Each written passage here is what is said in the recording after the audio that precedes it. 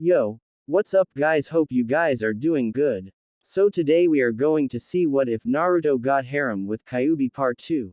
Hope you will enjoy this video, so before we start please like the video and subscribe to our channel and hit bell notification, it motivates me to upload more fanfics for my lovely audience.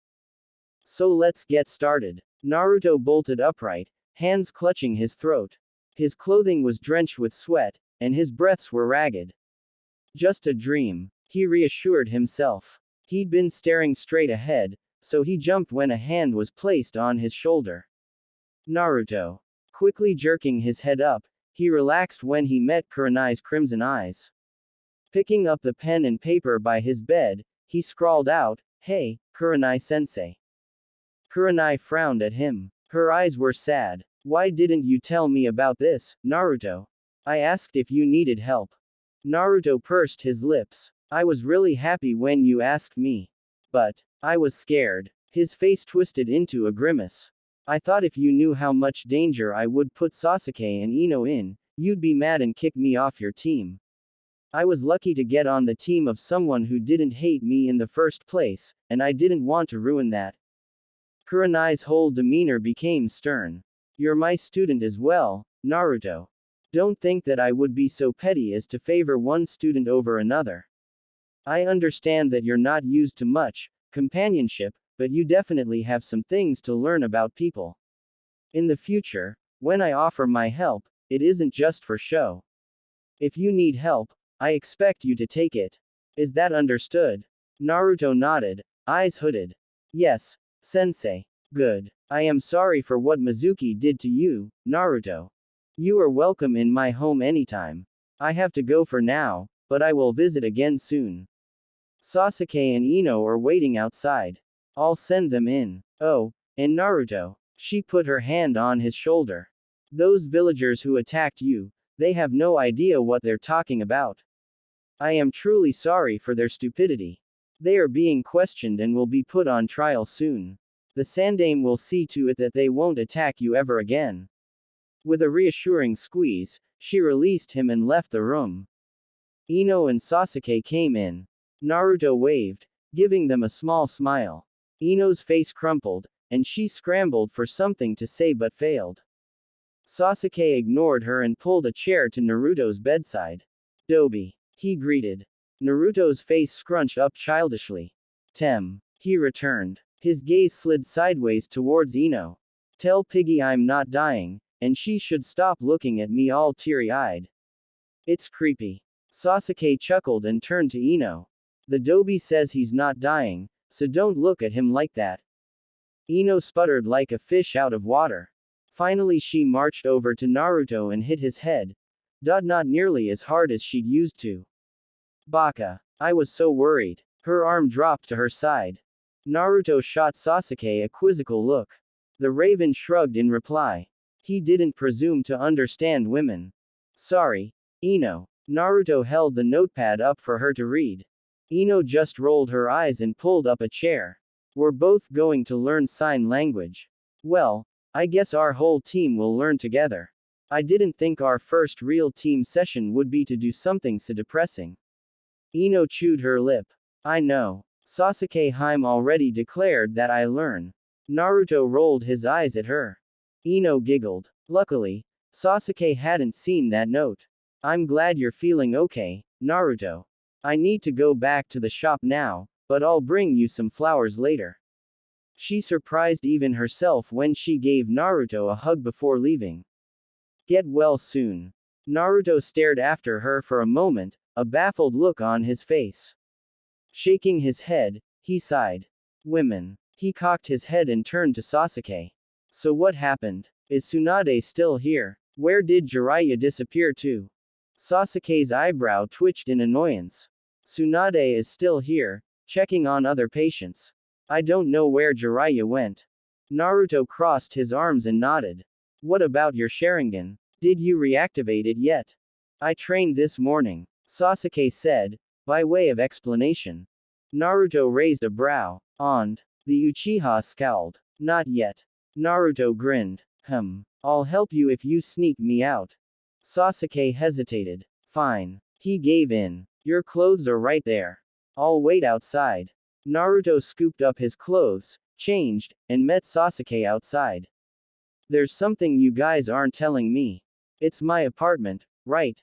Sasuke looked alarmed, which, for an Uchiha, was a slight widening of the eyes. Yeah, he admitted. Burned to the ground. The remnants of your things are at the Hokage Tower.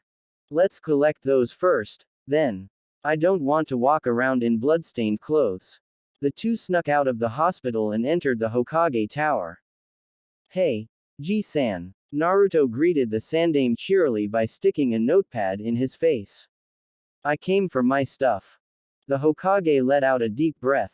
Naruto. Sasuke. He welcomed them. Your scrolls are over there, Naruto. Naruto strolled over and inspected the scrolls. Two are missing. His eyes sharply studied the Hokage. The Sandaime met Naruto's eyes. He looked haggard. Jiraiya has the other ones. He wanted to examine the seals. He bought a house, you know. The old man smiled. While the conversation seemed like a jumble of random information, Naruto understood precisely what he meant. I think you made him feel guilty, Naruto. Naruto processed this, his expression blank. I see. Well, tell him to return them as soon as possible. He turned to leave. I think he hopes to talk with you, Naruto. You should give him a second chance. The smoke from the Sandaime's pipe floated upwards, as if fleeing from the tension that remark created. Naruto paused. As you wish. He finally wrote in reply, face cool. He left the office. Sasuke gave the Hokage a stiff nod and followed Naruto. Those boys. The Sandaime sighed and stared up at the ceiling. What am I going to do with them? Naruto tucked the scrolls in his weapons pouch. I know the perfect place to train. Let's go. Sasuke shrugged. He didn't care where he trained. Great. It's this way. Naruto dragged Sasuke to the Namikaze Manor. A huge iron gate blocked their entry. Naruto rolled up his tattered sleeve and unsealed the key. He unlocked the gate with reverence, eyes twinkling. Welcome to my future estate, Sasuke. As they stepped inside, both boys looked around with curiosity. There hadn't been a soul here in 12 years, and it was easy to tell from the state of the grounds. Looks like I've got a lot of work to do. Naruto sighed. Sasuke agreed. It had once been a beautiful place, he could tell. However, time had taken its toll. The buildings themselves needed only minor repairs. It was the yard that screamed for attention. Weeds sprouted from every surface imaginable. Trees were overgrown, and sidewalks were cracked and dirty. Well, here is as good a place as any. Maybe we'll kill a few weeds and save me some work. Naruto grinned and tossed his bulging weapons pouch to the side. So, activating the Sharingan. When you did it the first time, it was a tense situation. Adrenaline rush, heightened emotional state. Am I right? At Sasuke's nod, Naruto continued, the first few times, you have to recreate that situation. After that, it should come naturally. Sasuke frowned. How do you know that, Dobi? Naruto tapped his cheek. Let me show you. Closing his eyes, he made a one-handed seal.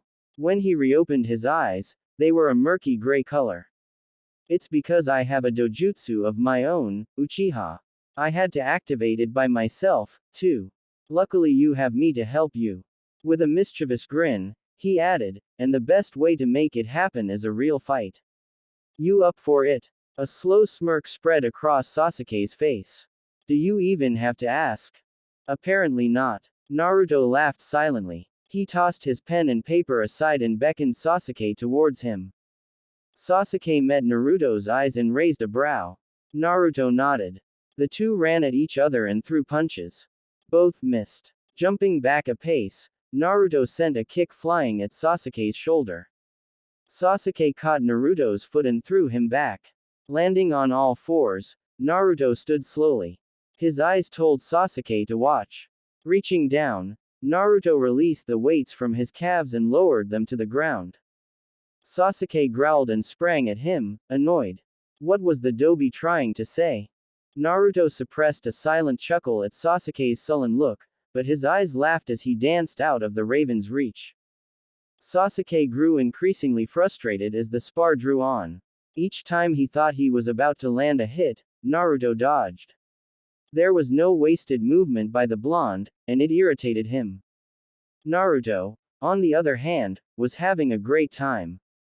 It was nice to know that his training with Guy Sensei was already paying off. Absently he dispelled his dojutsu. This seemed to enrage Sasuke further.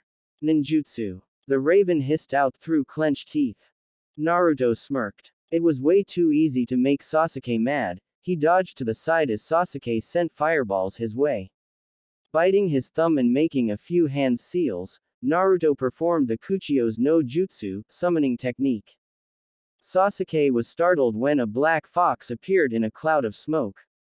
He'd never even heard of the fox summoning contract, and Naruto had signed it. All of a sudden he wished he's received more summoning training. At his current level, there was no way he could match Naruto's summon.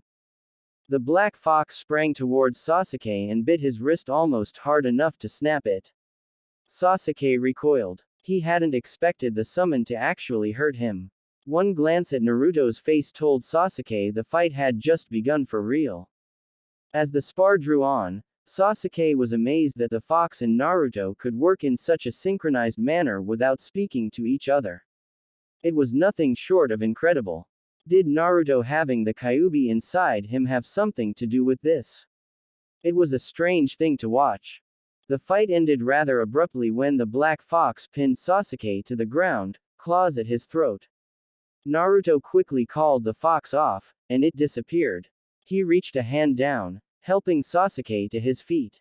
Naruto reclaimed his notepad and pen. Ask Tsunade for instruction with the slug summoning. Even if you think Kunoichi are inferior or whatever, she'll get it done much quicker than Jiraiya.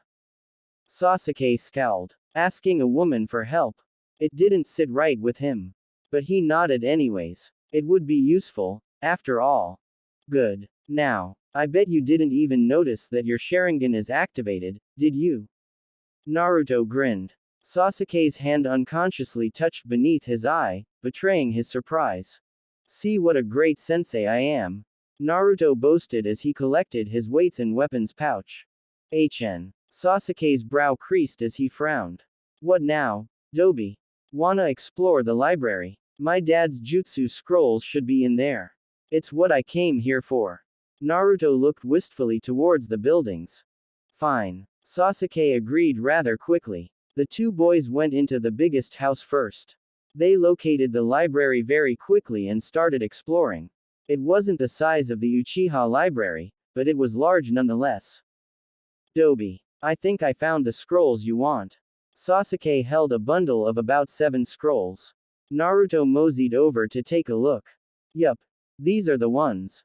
I bet I can find some others, but these were the main ones I want.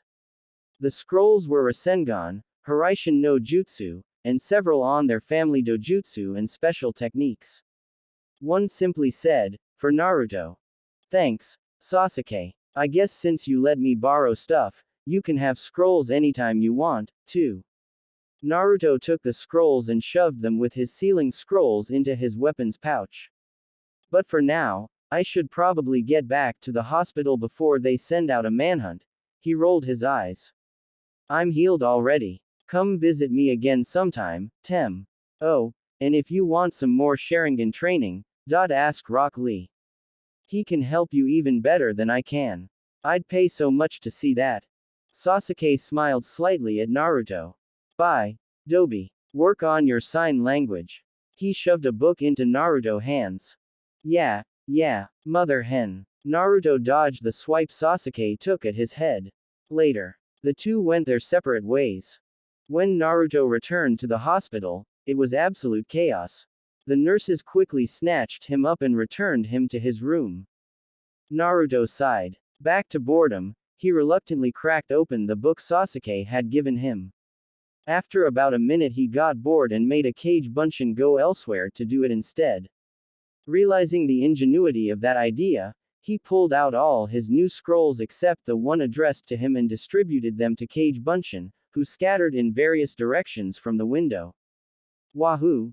Multitasking. He was interrupted from his celebration when Tsunade stormed into the room.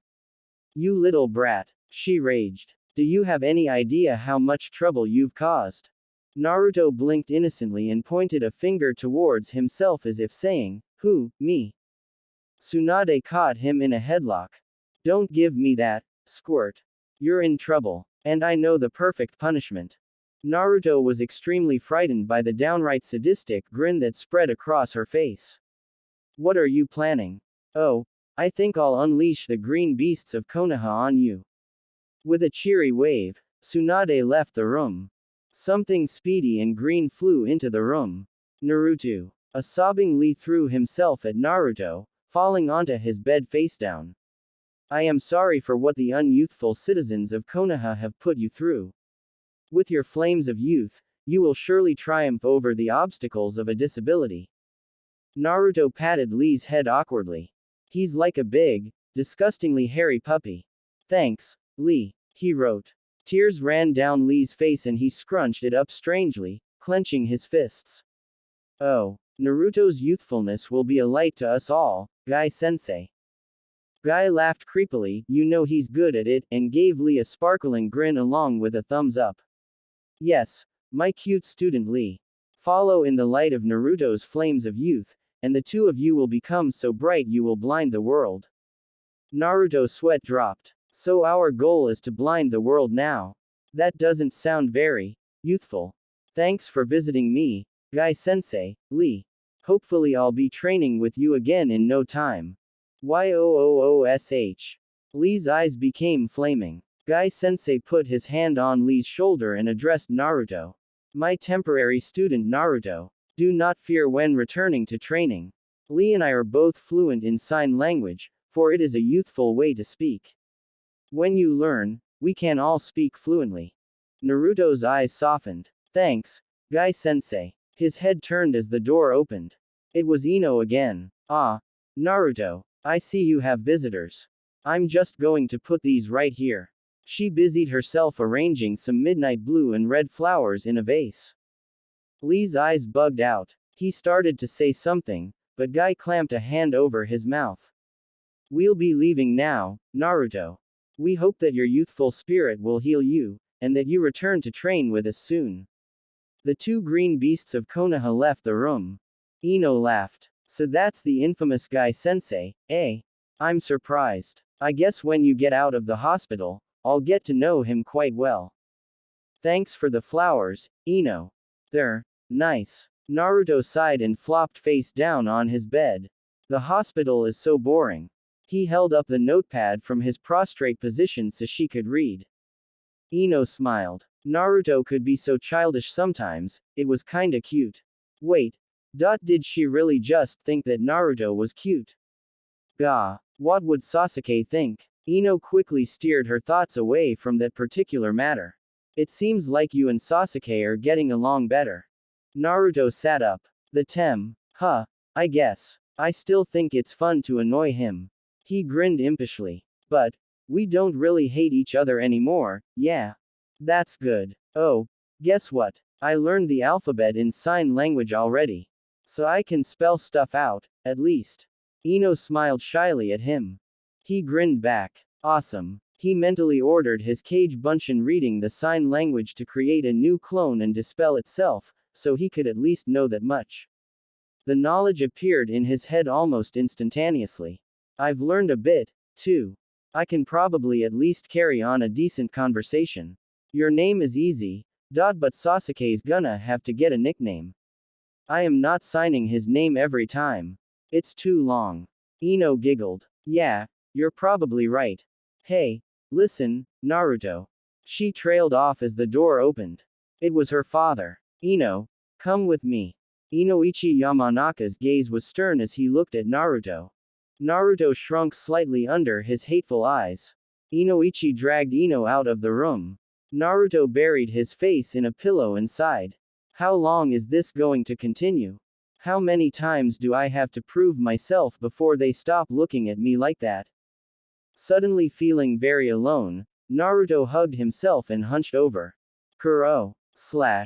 Yeah. Kit. The fox replied sleepily, as if he'd just awoken. Has it always been like this? For every host you've had? Naruto wanted to know. Yes. The Kyubi said shortly. Naruto didn't ask anything else. His spar with Sasuke had left him tired, and he had nothing better to do. As he drifted off to sleep, he reminded himself to get something to cover the scars on his throat with. He didn't really mind the scars, but it would leave a target there for enemy shinobi to exploit in the future. His eyes fluttered closed, and he slept. Naruto woke up several hours later when Tsunade re-entered the room. He smiled and gave her a little wave as greeting. Tsunade gave him a short checkup, channeling her chakra through his system. She shook her head in slight admiration.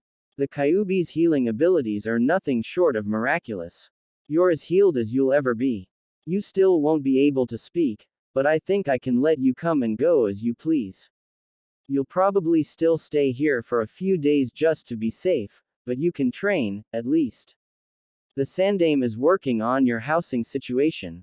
Naruto pumped his fist into the air before grabbing his pen and paper. What time is it? About 7 in the evening. Tsunade answered. Naruto cocked his head. So I can train with Guy-sensei and Lee in the morning. Tsunade shrugged. If you want. Naruto launched himself at her and gave her a giant hug. Thanks, Tsunade-bachan. Tsunade extricated herself from his grip. You're welcome, brat. Naruto was probably the only person in the world who could get away with calling her that. He was just like Kushina. Naruto grabbed his sealing scrolls and unsealed another set of weights, adding them to his leg braces. Nay, Tsunade, if I give Jiraiya another chance, will I just be disappointed again? Tsunade paused. Jiraiya is an idiot, but not a liar. If he says he'll make it up to you, he will. He's not perfect, but who is? He is one of the few people I trust. Naruto let loose a long breath. Thanks. Oh, I almost forgot. Can you train Sasuke with the slug summon? Tsunade hesitated. Finally, she said, I'm not fond of the Uchiha. Normally, I would say no. But Sasuke was very worried for you, and since you asked, I suppose I can at least do that much. Thanks. Ba-chan, you're awesome. Naruto waved as Tsunade left the room again. He set an alarm for early in the morning. Brrrrrrrring. Naruto bolted upright as the alarm sounded, raring to go. Training, he sang to himself. He would have gone to find Ino, but he remembered her dad dragging her away and thought better of it. He'd wait until their team meeting to let her know he was released to train. Hey, Kuro, I'm working on chakra control again during training, so feed me chakra if I run out. The Kyubi yawned lazily. Yeah. Naruto concentrated chakra to his feet and combined it with wind element, causing his feet to hover about an inch off of the ground. He began walking towards Guy-sensei's training area, but paused in his sojourn when he spotted the girl from Guy's team throwing hundreds of weapons with 100% accuracy.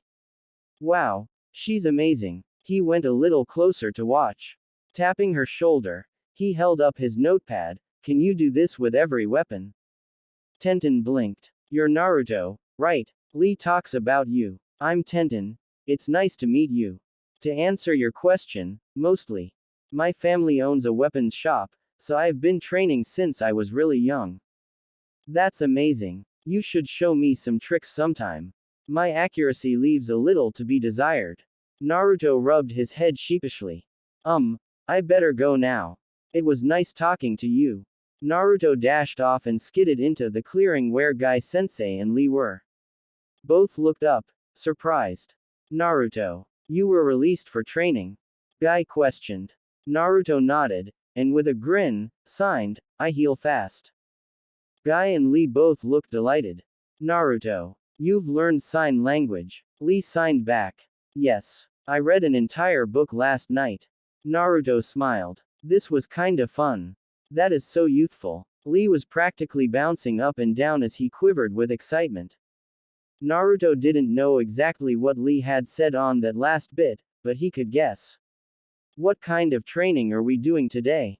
Warm-ups, some evasive taijutsu, and speed training. Guy answered, signing slowly so that Naruto could understand. Naruto nodded. Great. They trained for several hours. Naruto was pleasantly tired when they dismissed, but it was nothing like the exhaustion he'd felt on previous days. With a wave to Guy-sensei and Lee, he returned to where Tenten had been. She was still training. Naruto again tapped her shoulder.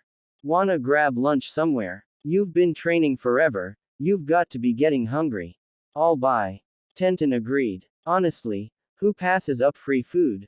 Thanks, Naruto. That would be great. Anywhere you want to go. Because I'm an Ichiraku addict. Naruto wrote. His face was solemn. Tenten laughed. Ichiraku's is great. By the way, is your team taking the Chunin exams? As they walked, Naruto wrote. I don't know. We've only done about 3D ranks. Our teamwork sucked so horribly it was just a nightmare to do that much. But we've been hammering out all the rough edges. I think we're good enough, now. Once Ino and Sasuke learn sign language, we should be good to go. Tenten nodded. Makes sense. Well, I hope my team will see yours in the exam. Lee certainly seems to like you. They both entered Ichiraku and ordered their food. What about your other teammate? I don't think I've met them. Naruto took a seat and gestured for Tenten to do the same. Tenten sighed. Oh, Neji. He's a Hyuga. He acts like the Uchiha, though. That's probably why you've not met him. He's not fond of Guy. Naruto considered this. Hyuga? Is he related to Hinata? Tenten shrugged. I think they're cousins. I'm not sure, though. Naruto perked up as a bowl of steaming miso ramen was placed in front of him. Itadakimasu. He mouthed, before breaking his chopsticks and slurping up the ramen. Tenten had ordered shrimp ramen. She also started eating, albeit at a much slower pace than Naruto. They sat in companionable silence as they finished their meal. Naruto had 4 more bowls, and Tenten just ordered a second bowl. Naruto unsealed some money from his scrolls and paid the bill. Will you do some weapon shopping with me tomorrow, around this time? I've been meaning to do it for a while but haven't found the time. Tenten grinned. Sure. I'll make sure to find you precisely what you need. Thanks, Tenten. See you tomorrow, then. With a wave, Naruto turned towards the hospital. His team would be waiting. Sure enough, when he arrived, all 3 looked impatient. Hey, sorry I'm late. He signed. Ino was the only one who looked confused. Kurenai smiled and signed back. You've been cleared for training. Naruto nodded. Hey, sensei, are we entering the... With a roll of his eyes, he spelled it out, Chunin exams. Kurenai appeared startled. I haven't really considered it. While it's true your teamwork has improved, you have no real field experience. Well, Sasuke and Ino don't, anyways. Sasuke butt in. I'm ready. The 2 of us together can take care of Ino. Naruto smirked. Kurenai shrugged. I'll think on it. Perhaps we should do AC rank first, though. Ino was getting frustrated, following only bits and pieces of the conversation. Hey, Naruto, why didn't you find me if you were training this morning? Naruto frowned. Your dad. Ino sighed. I get it. I can go tomorrow though, right? Yes. Naruto blinked. Turning to Kurenai, he signed. Are we doing sign language stuff or training? Both. Kurenai responded. But we'll train first. She continued out loud, mostly for Ino's sake, we've done teamwork training. I'm satisfied that you can work together as a unit. You all have fair chakra control and different skill sets, good enough to make Chunin. All you lack is experience and a grasp of ninja tactics. Experience can only come through time. Ninja tactics, though, are something that's different for each shinobi. I can guide you in your choices, but I can't make the choices for you. Kurenai rummaged around in her sash for a moment. Here we are. These are tactical exercises. I want the 3 of you to spread out and work on these by yourselves. Think carefully before you answer. The 3 genins of Team 7 scattered to do as Kurenai said. Naruto looked over the first question. During a mission, You find out that your enemy is a high-ranked missing nin. He leaves town. You A. Assemble a team of trackers and pursue. B. Use a summon to keep track of the ninja's location while reporting to the Hokage. C. Attempt pursuit on your own. D. Set up an ambush. E. Return to Konoha to report without tracking the missing nin. Naruto rolled his eyes and selected the second answer. The whole test was similar, except the choices grew increasingly controversial. Finishing the sheet, Naruto stood and wandered back to Kurenai. I'm finished. He gave her the paper. Sasuke was already finished, and Ino sauntered up shortly after. The three dropped on the ground to wait as Kurenai looked over their work. She finished and looked up. From these answers, we have a balanced team. Ino, your answers were cautious and careful. You're the voice of reason on the team. This balances out Sasuke, who is rash, but has higher power levels than Ino. Naruto's answers were a mixture of strategy, ninjutsu expertise, and rationality, qualities required in a leader. Kurenai smiled. The main purpose of this was for me to find out whose hands to leave this team in when I'm not around. Based on the results of this test, Naruto appears to be the best for the job. She looked to Ino and Sasuke. This is not an debatable decision. I expect you to follow Naruto's orders when I'm not around. Naruto watched them, wide-eyed. He'd expected Sasuke to be the leader. Sasuke frowned. He clearly wasn't happy about this. Understood. But if the Dobi's being stupid, we'll let him know. Ino nodded her assent as well. No one will expect it, at least. Kurenai smiled. Good. Then it's decided. Tomorrow we will take a C-rank mission. After that, if all goes well, we'll enter the Chunin exams. Naruto did a victory dance. Sasuke nodded, superior smirk back in place. Even Ino was excited. Kurenai chuckled at their antics. We'll go study some sign language now. Tomorrow we'll meet at the Hokage Tower after lunch. Pack for a mission. Naruto, you should also inform Tsunade you'll be leaving. Reminded, Naruto tugged on Sasuke's sleeve. The raven turned, brows raised in inquiry. Tsunade said she'll help you with your slugs. You should find her in the morning and train before we have to go. Sasuke nodded his thanks. Ino was watching the two closely. They were starting to act suspiciously, almost like friends. She felt like a third wheel sometimes. She was interrupted by her scrutiny when Naruto waved a hand in front of her face. He made a slow and deliberate few signs, but Ino didn't know them. At her helpless shrug, Naruto turned to Sasuke with a frustrated sigh. Sasuke rolled his eyes. The Dobi wants you to go shopping with him. The shopkeepers don't understand sign language, it's a hassle to write that much, and he needs to replace things he lost in the fire. Ino made a face. She needed to get better at this sign language stiff. Sorry, Naruto. I have to help out at the flower shop today. Maybe Sasuke can help. Naruto pouted slightly, then turned to Sasuke. The Uchiha glowered. Fine. But do it quickly, because there are things I need to do tonight as well. Naruto nodded vigorously. Fine. He mouthed back before sticking out his tongue at Sasuke. Ino suppressed a giggle. Thank you for asking me, Naruto. Maybe next time. I hope the two of you have fun. They all entered the library. In the sign language section there were about 20 books.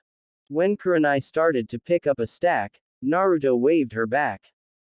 Let me, sensei. He made 4 kage bunshin and they carried the books to a nearby table. For the next few hours, Team 7 studied the books, learning all they possibly could before they left on their mission. They practiced signing to each other and carried on conversations, looking up the signs that they didn't know. Kurenai had them compile a list of code words using simple signs, so as to throw off the enemy and alert each other quickly. Naruto also requested they shorten Sasuke's name, as it took too long to sign. The Uchiha countered that Naruto's name was just as long, and even harder to sign. Therefore, Naruto became Naru and Sasuke became Sasu. Neither was entirely happy about the girly nicknames. Finally, They went to the bookstore and each team member purchased a small sign language dictionary to take along on their mission. Ino and Kurenai left after that. Naruto compiled a list of the items he needed and shoved it at Sasuke. Mask, scarf, travel rations, ramen, matches, towels, new hit I ate. Sasuke read out loud, to confirm. One could never be sure with Naruto's handwriting, after all. Naruto nodded, then performed a henge. Sasuke was startled. What are you doing, Dobi? Naruto was now a mousy-looking guy with black hair. It's easier this way. He signed. Sasuke understood the hidden meaning and glowered at the ground. Let's go, then. They picked up all the things Naruto was looking for except the hit I ate. Only the Hokage could supply that. Thanks, Sasu. I can do the rest. Have fun with whatever. He started to go but Sasuke stopped him. Wait, I didn't say the other day, happy birthday. A warm glow filled Naruto. He smiled brightly at Sasuke and nodded. Thanks. He flounced away after that. It was a bit of a wait at the Hokage tower before he was let in. A masked man with silver hair came out. I smiled at Naruto before going on his way. The Sandaime beckoned Naruto in. What can I do for you, Naruto? The blonde rummaged around for his pen and paper. I need a new hit I ate. Mine burned. The Sandaime eyes looked sad. I see. He sorted through a stack of boxes in the corner and pulled one out. Take your pick. Naruto sifted through them and picked out his favorite. It was black with long tails. He tied it around his forehead with relish. Thanks, Ji-san. The Sandaime chuckled. You're welcome, Naruto. I'm always glad to help. Naruto left the tower and walked back to the hospital. He found Tsunade after asking around a bit. She looked up as he came into another patient's room. Oh, Naruto. What do you want? Naruto held up a note, already written. My team's going on AC rank tomorrow. Can I be released early? Tsunade stared Naruto down. On one condition. You take one of my slugs with you. Naruto's face scrunched up with annoyance, but he nodded. Tsunade chuckled. I'll take care of the paperwork, brat. Do you have some place you can stay tonight? Naruto thought about it, then nodded. Sasuke wants to train in the morning before we leave. Also, could you tell me where Jiraiya's house is from here? Tsunade gave him a proud smile. Good for you, brat. She gave the directions and Naruto nodded. Thanks, Ba-chan. He dashed out the door and retrieved a few things from his hospital room. As he followed Tsunade's directions, he absently sealed his newly purchased items away. When he reached Jiraiya's house, he rolled his eyes. Figures. That perv totally bought a house a block from the bathhouse. Naruto hesitantly walked up to the door and knocked. Jiraiya peered out. When he saw who it was, his face sobered. Hey, Naruto. Come in. Naruto stepped inside. Tsunade said we should talk. He wrote deliberately. Jiraiya's brow furrowed. Look, kid, I'm really sorry. I should have been here for you. I was making excuses, I'll admit. What should I do to make it up to you? Naruto studied Jiraiya, face solemn. Help me learn my dad's jutsu. Jiraiya's eyebrows shot up. An interesting request. All right, I'll help. Anything else? Naruto considered it. 2 things, I guess. I need a place to stay until Ji-san finds me a new one. I also want my scrolls back. Jiraiya laughed guiltily. I can do that. You can stay as long as you like. I wanted to talk to you about your scrolls, too. I haven't seen anything like this before. He pulled the scrolls from his jacket and handed them over to Naruto. Huh, really? And here I thought they were pretty close. I learned from the books and tried to copy the concepts. I guess it didn't work that well. Naruto frowned. It worked. It was just an odd way to go about it. Jiraiya shook his head. Which stage of the Rasengan are you on, kid? Naruto sniffed. 3rd. I can do it with a clone, but I want to master it myself. Jiraiya grinned. Like father, like son. Want some tips? The sound of birds woke Naruto early. Glancing at the clock beside him, he sighed. 10 minutes before the alarm was set, Turning the alarm off, he stood up and meandered to the front room, grabbing the bag he'd stuffed all his scrolls into. Quietly, so as not to wake Jiraiya, he changed clothes and gathered up his things. He headed out to meet Ino where their team usually met. After that, he would head over to where Guy-sensei and Lee trained. As he had guessed, she wasn't there yet. It was early, after all. Shifting from foot to foot, Naruto did his best to stay warm for a few minutes before getting annoyed. Tossing his weapons pouch stuffed with scrolls, a notepad, and paper to the side, Naruto began a taijutsu exercise. The moves had become so natural and thoughtless, he was almost meditating. In the future, he should probably start to develop his own taijutsu style. He would be happy to get out of the village for the first time. Perhaps the new experiences would give him some sort of idea. It had been a while since he developed a new jutsu, too. On the bright side, at least he'd been making progress on his taijutsu. His thoughts changed direction abruptly then. It would be difficult to choose a new weapon when he had no idea how his personal taijutsu style would turn out. The only thing he knew was that whatever style he chose, he wanted it to be fluid. Yes, that was the right word. A fluid taijutsu style would suit him most. He didn't have the most brute strength or speed out there, so having precision and no wasted movements would be his focus points. He was experimenting somewhat when he heard footsteps. Turning, he met Ino's eyes and waved. "Hey, ready to go?" Ino smirked. "You bet I am. I'll show you I'm not a bad kunoichi." "Hey, I'm sure you will." Naruto smirked back and began walking towards the meeting place.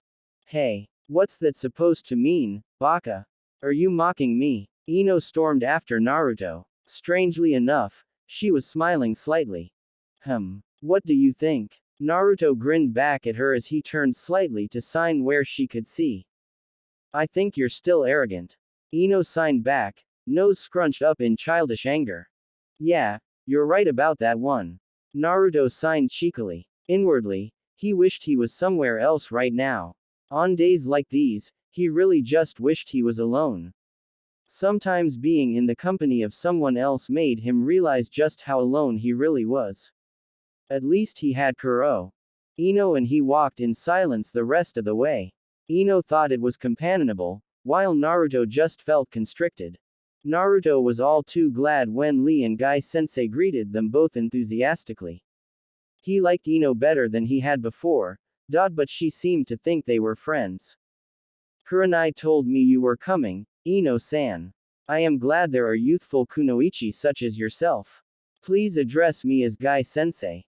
Guy grinned with a sparkle and gave her a thumbs up. Ino's sweat dropped. This was Konoha's taijutsu expert. Yikes.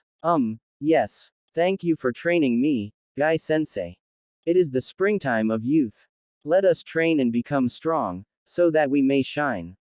Lee babbled, smiling freakishly at Ino. Ino nearly gagged. Of course, Lee-san. She agreed a little too quickly. She glanced at Naruto, sure that he would be laughing at her. She was surprised to see him staring into the distance, a serious look on his face. "Hey, Naruto." His head jerked up in surprise. "What is it?" He signed back, seeming a little peeved. "You were kinda spacing out, that's all." Ino giggled. Naruto simply rolled his eyes and didn't bother to sign a reply. They trained for several hours. Ino became more and more suspicious as Naruto's moodiness seemed to increase. Was something wrong with him? He was acting almost broody. "What's wrong with you today, Naruto?" Ino couldn't resist asking as they were cooling down before going their separate ways. Naruto gave her a scorching look. "Look, Ino. Believe it or not, I'm not exactly in the mood to joke around with you right now." His signs were short and jerky. "I have things I need to do before we leave. I'm happy that you're taking your training as a kunoichi now, but my business is my own." Ino swallowed hard before snapping back. "All right, fine. Forgive me for being worried, Dobi." Naruto watched unrepentantly as she stormed away. "I'll fix it later. Right now I need to meet Tenten." "Ah, I wish I'd scheduled this for a different day." Shaking his head, he went to find the weapons specialist. Tenten was waiting where she normally trained as he approached. Hey, Naruto. Ready to shop? Naruto pulled out his paper and pen. It sounds so unmanly when you put it that way. His eye twitched slightly in annoyance before he smiled and added. But yeah, let's go. I'm sorry, but I'm gonna have to make this quick. We're leaving on an unexpected C rank at lunchtime, and I have to drop by a few places first.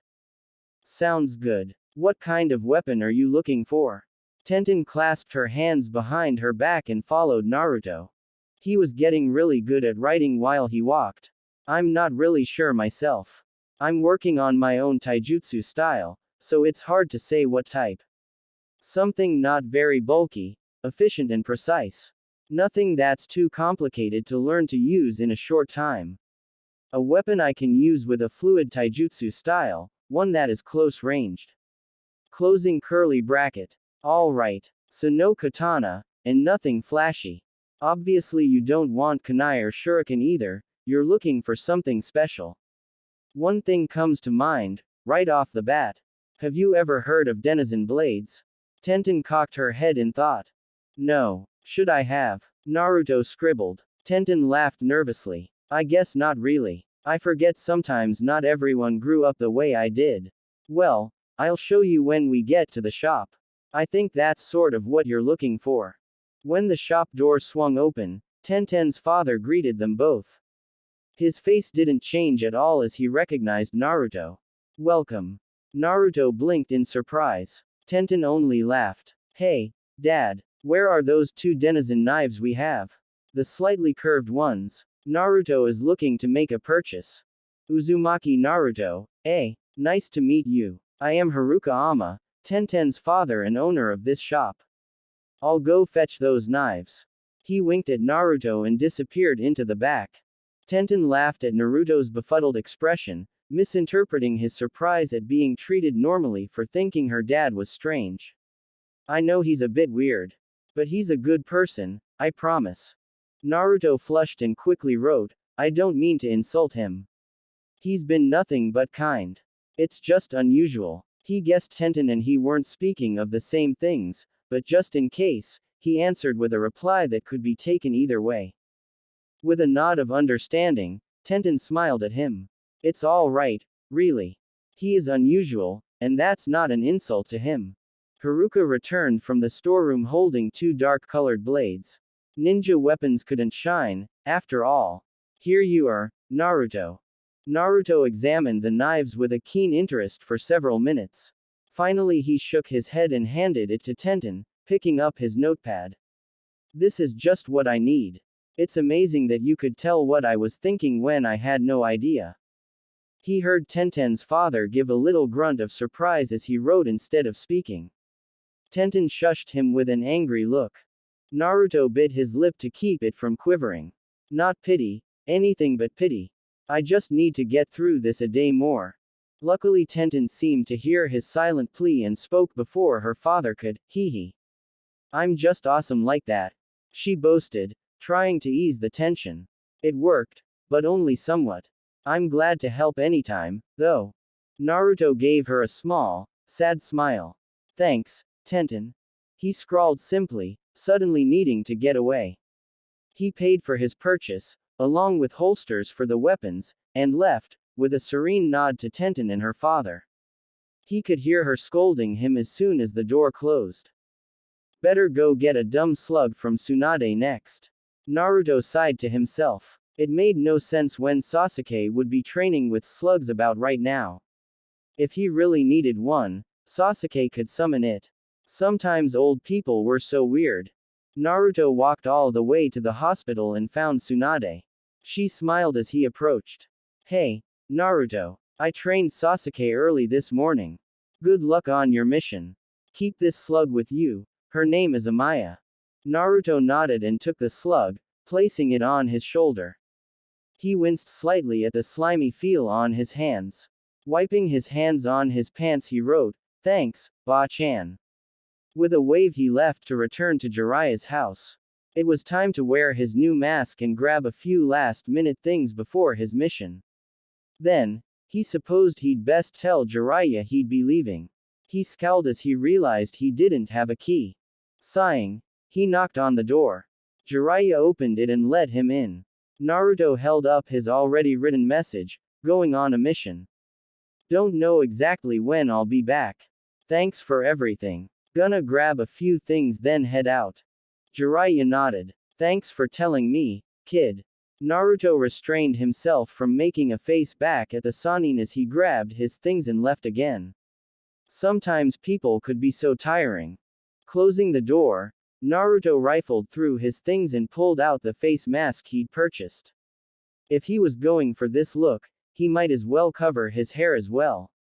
It would make it easier to claim his inheritance, after all. The only reason the Sandaime was concerned was because he looked so much like his father.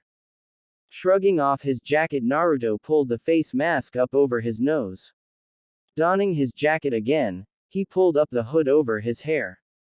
Much better. Now only his eyes could be seen, and though blue was an uncommon color for the Japanese, Naruto wasn't the only one around with blue eyes. As he started for the place their team was meeting, Naruto absently considered when Mizuki would be put on trial. A white-hot surge of anger filled him at the thought of the man. Being beat up didn't bother him anymore, however, taking his voice was something he couldn't forgive. Didn't he have enough handicaps already? Lost in thought, he didn't see the tall man coming until they had already run into each other. Naruto barely kept his feet and he stumbled backwards. It was Hatake Kakashi, the copy nin. Naruto wasn't very fond of the Cyclops, so he simply bowed slightly and kept walking. Kakashi wasn't finished, however. I smiled at Naruto. You're Minato-sensei's kid, right? You look just like him. Naruto held back a scowl. That's right. He wrote in reply. He hated this. Why wouldn't people just leave him alone? Kakashi couldn't contain his surprise. Why is Minato-sensei's son writing instead of speaking? Trauma. That shouldn't be happening. Minato's kid should be stronger than that. Why don't you speak? Naruto's fist clenched around the pen and his knuckles were white as he wrote, thanks to my wonderful father, everyone in the village wants to kill me. When someone gets their throat slit, it's very unlikely they're going to speak again, Hatake. A bit put off, Kakashi frowned. I'm sorry about that, but it's not really Minato-sensei's fault. Naruto looked up at Kakashi incredulously. He's the one who sealed it into me. Pray tell, how is this not his fault? Kakashi was getting annoyed with this kid. He did what he had to save the village. Naruto's eyes were like ice chips. He didn't save the village. He passed the duty on to someone who couldn't protest, me. And if I had a choice, the Kyubi would have ripped you all apart then and there. Kakashi was taken aback at the venom. He was so young, but his bitterness was greater than most seasoned ninja. There was really nothing else to be said. I know Minato-sensei loved you, Naruto. He tried. Naruto stared at Kakashi with such piercing disbelief that the copy nin took a step backwards. Well, he sure had a funny way of showing it. He was an idealist, Hatake. There was no possible way he could truly believe they would treat me well. No Jinchuriki has ever been treated well, and he wasn't stupid enough to believe Konoha would be any different. He brushed past the older nin and headed towards his team, not even allowing Kakashi a chance to reply. His team all seemed surprised at the foul mood radiating around him. What's wrong with you, Dobi? Sasuke questioned. Naruto glared at him and didn't reply. Let's just go. Ino, Sasuke, and Kurenai exchanged glances. Kurenai sighed. All right, then, we're heading out to the wave country. Naruto sighed, also. Sorry. Stuff just happened. I didn't mean to take it out on you. I smiled at them, a mimicry of Kakashi. It was 100% fake, just like Kakashi's. Kurenai rolled her eyes. She couldn't help it. He looked too much like Kakashi in that moment. She wasn't fond of Kakashi. Once we reach the gates, you'll meet our client. Our mission is to safely escort him back to the country of Wave. Ino turned greedy eyes on Kurenai. Him? Ooh. Who are we escorting? A prince? A diplomat? Kurenai chuckled at Ino's romanticism. An old man. He's building a bridge in wave. Ino wilted. Oh, well that sucks. She turned her attention to Naruto. What's with the mask and hood anyways, baka? Naruto tensed. I would think that would be obvious, Ino. Ino cocked her head in confusion. Oh, so the scars did bother him. Yeah, I guess so. She chuckled nervously. They reached the gates without any more tense situations. Kurenai introduced them to Tazuna, who scoffed at their puniness, and they were on their way. Naruto looked around in curiosity as they walked. I've never been out of the village before, he commented idly to Ino and Sasuke. I haven't, either. Ino smiled at Naruto. Sasuke hadn't, either. He agreed. Naruto rolled his eyes at the raven. Back to that, again. For always preaching about how wonderful you Uchihas are, you sure lack proper grammar. Isn't even a word. Sasuke smirked back at the blonde. He said again, just to annoy Naruto. Naruto didn't rise to the bait.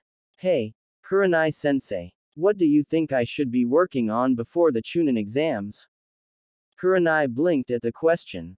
It's nice to know you're thinking ahead. You've already drastically improved your taijutsu. Your ninjutsu is already on par with many Junin, just from what I've seen. I would say, genjutsu. If we have time during our mission, I'd be happy to teach you all a few things. Ino squealed. Thanks, Kurenai-sensei. What else should I work on? Kurenai smiled. Perhaps they would do well at the Chunin exams, after all. You're focusing on your taijutsu with Guy and Naruto. That is probably your weakest point, so it's good that you're thinking about it. Your ninjutsu is average, and probably good enough to make Chunin. All I would really say about you, Ino, is that you tend to be too cautious. While it balances Sasuke out, you should take a few risks every once in a while. Naruto smiled slightly. The Tem's not gonna ask, but he wants to know, too. Sasuke's eyebrow twitched in annoyance. That stupid Dobi, was right. Kurenai chuckled. Thanks for that, Naruto. Sasuke, you're good at ninjutsu, subpar with genjutsu, and good with taijutsu. You need to keep improving in all three categories, but you're probably Chunin level. Your weakness is your pride, as many Uchiha. You shouldn't be afraid to ask your teammates for support. Sasuke scowled at the ground, not really taking her words seriously. Naruto flicked his shoulder. She's right, Tem. You should listen. Sasuke growled at Naruto in reply. Dobi. They crossed a bridge and came upon a path flanked on either side by trees. Naruto blinked. Oh, look. A random puddle in the middle of the road when it hasn't rained for days. Ino and Sasuke's eyes snapped to the puddle. Oh, crap. Naruto gave them both a devilish grin. Want to jump in it? Ino stifled a laugh. I think it would be worthwhile. Sasuke grunted. Don't. Me in sign language. It's just pointless. Naruto shot back before taking a running start and jumping into the puddle. Ino followed, and made sure to land as hard as she could. There was a pained grunt. Sasuke watched, feigning disinterest. Uchihas did not jump in puddles. Kurenai-sensei held back a chuckle at her students. She cancelled the genjutsu of a puddle with a soft, kai. The demon brothers of the mist came up from the ground and attempted to attack Kurenai with their chains. Kurenai cast a quick genjutsu to fool them into thinking they had crushed her. She quickly hit them both on the head from behind. She turned to Tazuna. There is no way missing Nin would be after me or my students. What have you not told us, Tazuna-san? Tazuna laughed nervously. What do you mean by that? He dodged the question. Kurenai's eyes flashed angrily. Don't avoid the question. You paid for a C rank mission, which means there should be no missing Nin involved. So what is going on here? Naruto looked from his sensei to his client, hoping the tension would disappear. Tazuna finally sighed. All right, fine. We didn't have the money so we had no choice. It's Getu. Getu's the one who's after me. Ino frowned. Doesn't Gato own some multi-million-dollar shipping company? Tazuna nodded. It's a front for his illegal activities. He doesn't want the bridge built because he wants a monopoly on wave, and he doesn't want us to be able to trade for goods elsewhere. The bridge would give us other places to do business, and he can't have that. So he's hired Ninja to stop us. Kurenai growled. I understand if you can't pay at this moment, but the Hokage is an understanding man. If you would have told the truth, you could have paid the debt later and gotten a team of Junin to escort you. Doing things the way you have puts you in even more danger, and my students way over their heads. Sasuke grunted. I think we can take whatever happens, sensei. We need this mission, to prepare for the exams. The bastard's right. Naruto added his own input. It'll be dangerous, but it's good training. In the future something similar could happen and we need to be prepared for that. Missions aren't usually what they seem, sensei. You'd know that even better than we do. Ino smiled shakily. I'm scared, but I'm ready to do this, Kurenai sensei. Kurenai couldn't hold back a proud smile as she looked at her team. I understand. We will complete this mission. However, Tazuna, you will pay for a B rank, or an A rank if that's what this turns into. The old man nodded vigorously. That lady was scary, he didn't want to argue with her. Yes ma'am. Kurenai coughed to hide her chuckle. Good. As long as we're clear. Now tell me all you know about Gato. Naruto tuned out as the old man blabbed about the shipping billionaire. He checked his knives in the sheaths absently before turning to Sasuke. How was training? Sasuke smirked back at him. Effective. Naruto rolled his eyes. Tsunade usually is. You're going to have to give me a bit more than that, Tem. Sasuke's lips twitched the tiniest bit before he signed, HN, in reply. He knew how much Naruto hated it. He just didn't care. Tem. Naruto sighed and turned away, suddenly feeling jaded. The talk about Gato had faded out as they got closer to Wave, because Tazuna was afraid someone would hear. They boarded a boat after some length of walking. The rest of the trip was spent in silence. It seemed to take days for the boater to paddle them to Wave across the water, though in reality it probably only took slightly over an hour. Naruto was itching to train, move, or to do basically anything away from his teammates. Lately being with people grated on his already fraying nerves, and he didn't want to have an explosion of tension here. It was bad enough he'd already said some things he didn't quite mean to Kakashi, a relative stranger. Talking to his teammates about this, it would just bring problems and baggage they definitely didn't need in an already tough situation. Snapped from his thoughts by a foreign presence, Naruto looked around. He couldn't tell quite where the person was, but the presence was elusive. He tried to warn his team but they weren't looking at him, and he was too far away to get to them in time. His frantic motion stopped as he realized Kurenai had definitely noticed. The beautiful crimson eyes were scanning around, searching for the intruder. Kurenai's eyes widened, and a fraction of a second later Naruto's did, too. Sasuke. Ino. Get down. The two genin barely managed to throw themselves to the ground before a huge and deadly blade passed through the air, right where their necks had been. Ino gulped as the blade almost severed a tree trunk and became stuck in the tree. A tall man jumped to the hilt of the blade, landing gracefully. I see. Ninja on this level couldn't be taken care of by the demon brothers. The Genjutsu mistress, Kurenai Yuhi. Kurenai pulled a kunai from her weapons pouch, glaring. The demon of Kurigakure, Momochi Zabuza. I never expected to meet you here. Not even turning her gaze away, she addressed her team, protect Tazuna and stay back. He's out of your league. Sasuke scowled and started to protest, but Naruto dragged him backwards towards Tazuna. Follow orders, Tem. He signed, almost too fast for Sasuke to read. Ino backed up and the three genins formed a triangle around Tazuna. Zabuza stared calmly at Kurenai. I'm sorry, but I'll need you to hand over the geezer, woman. I'm sorry as well, but I can't allow that to happen. Kurenai lifted her chin and prepared for a fight.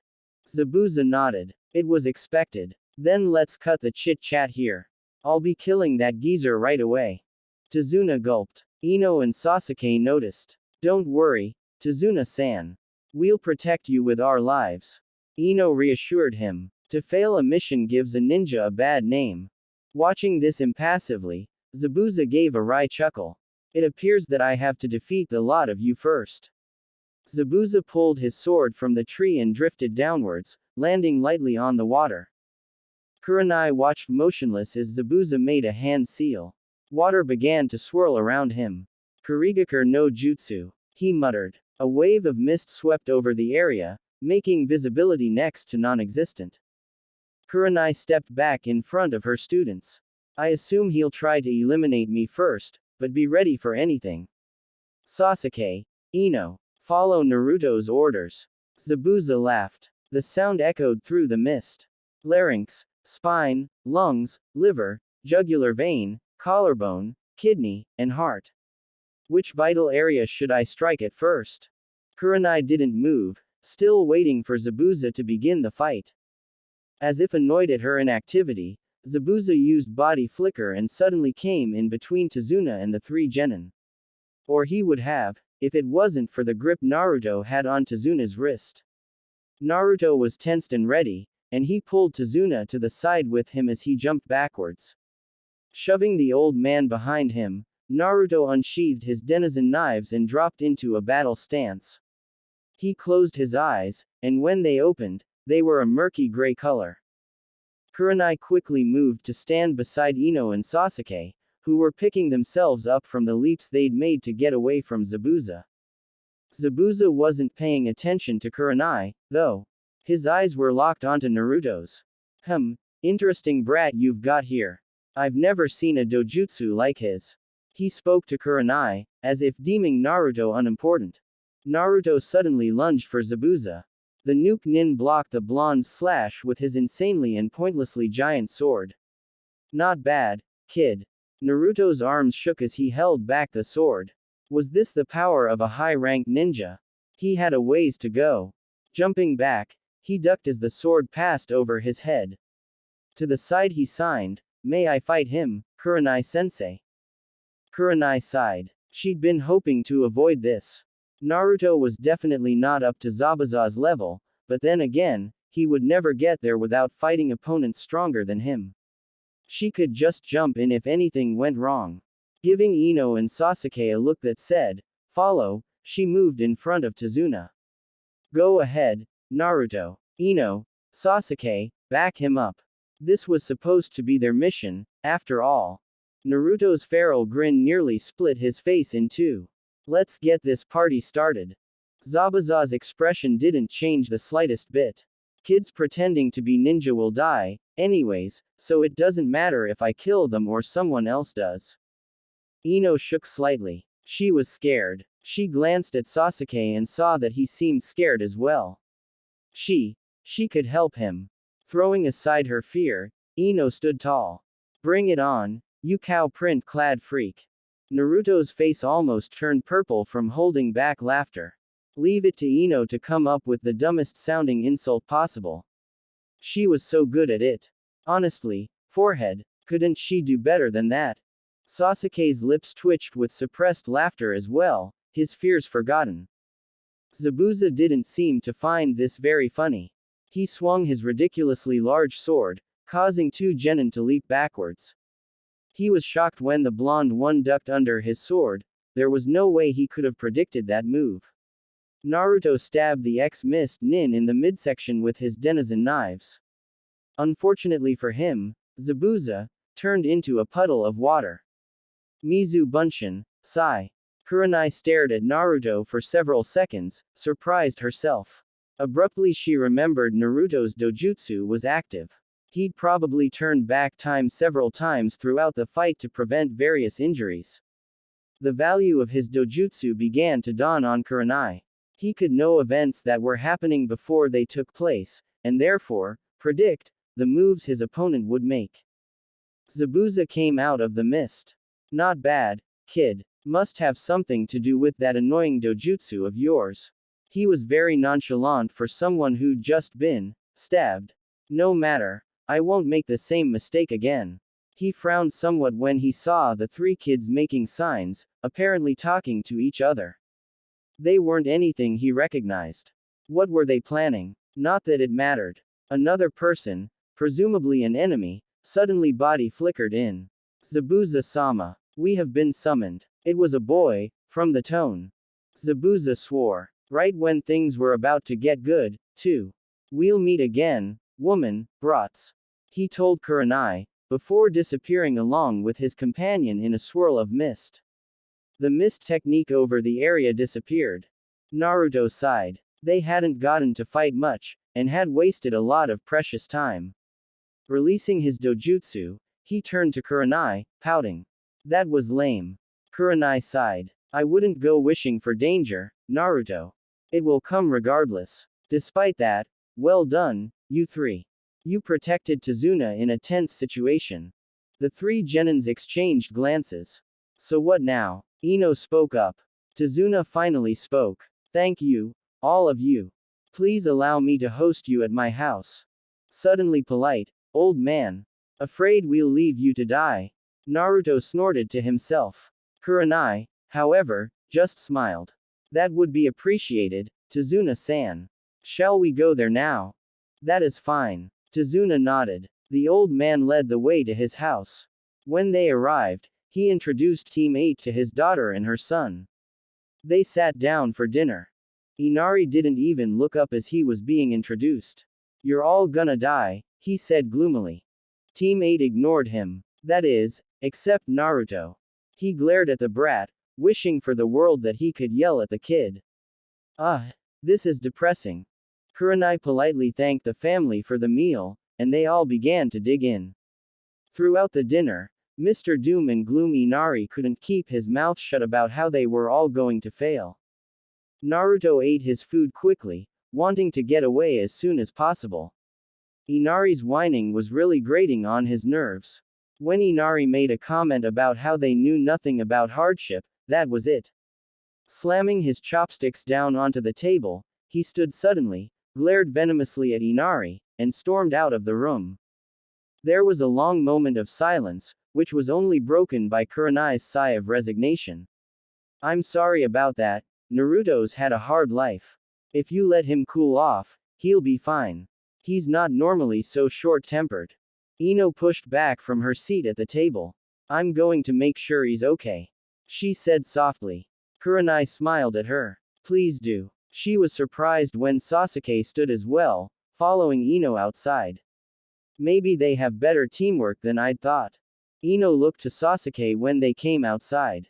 Any idea how to find Naruto? Sasuke smirked as several explosions came from the west. That would be the Dobi. Ino sighed. Even when Naruto wasn't there, he had to make her look stupid in front of Sasuke. So annoying. They found Naruto in the middle of a giant crater in the ground. God, Naruto, what did you do? Naruto's head whipped up, ready to bite her head off. When he saw it was just Ino and Sasuke, he relaxed. Something feels off. We shouldn't have accepted this mission. It just feels ominous.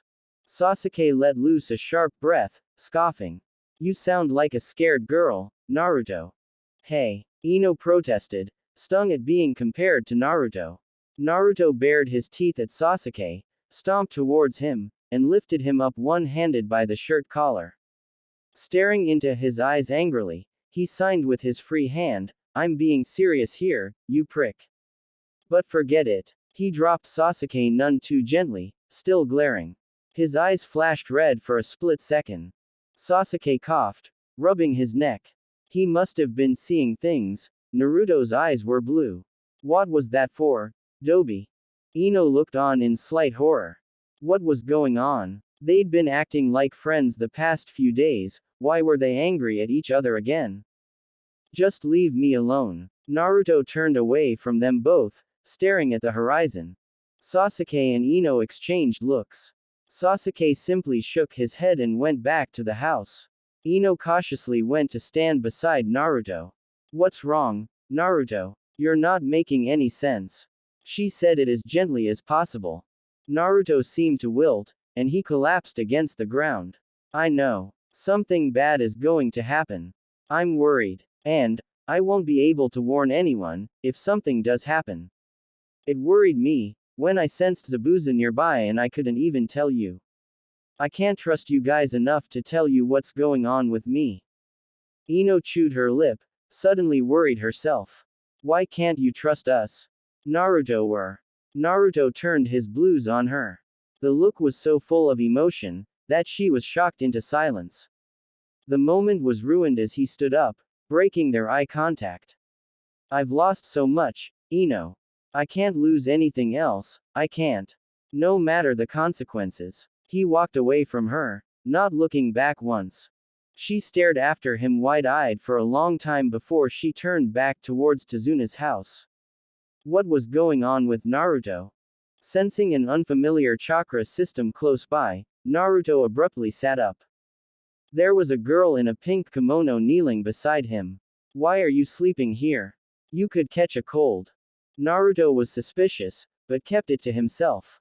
He rifled through his weapons pouch and pulled out a notepad. I am a ninja of Konoha. My name is Uzumaki Naruto. I was training, and I fell asleep. Thank you for waking me.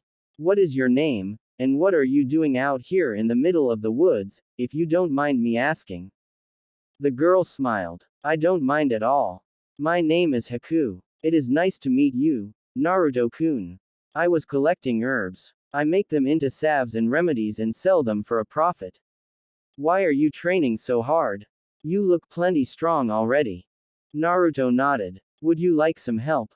I need to be stronger. I have to work hard.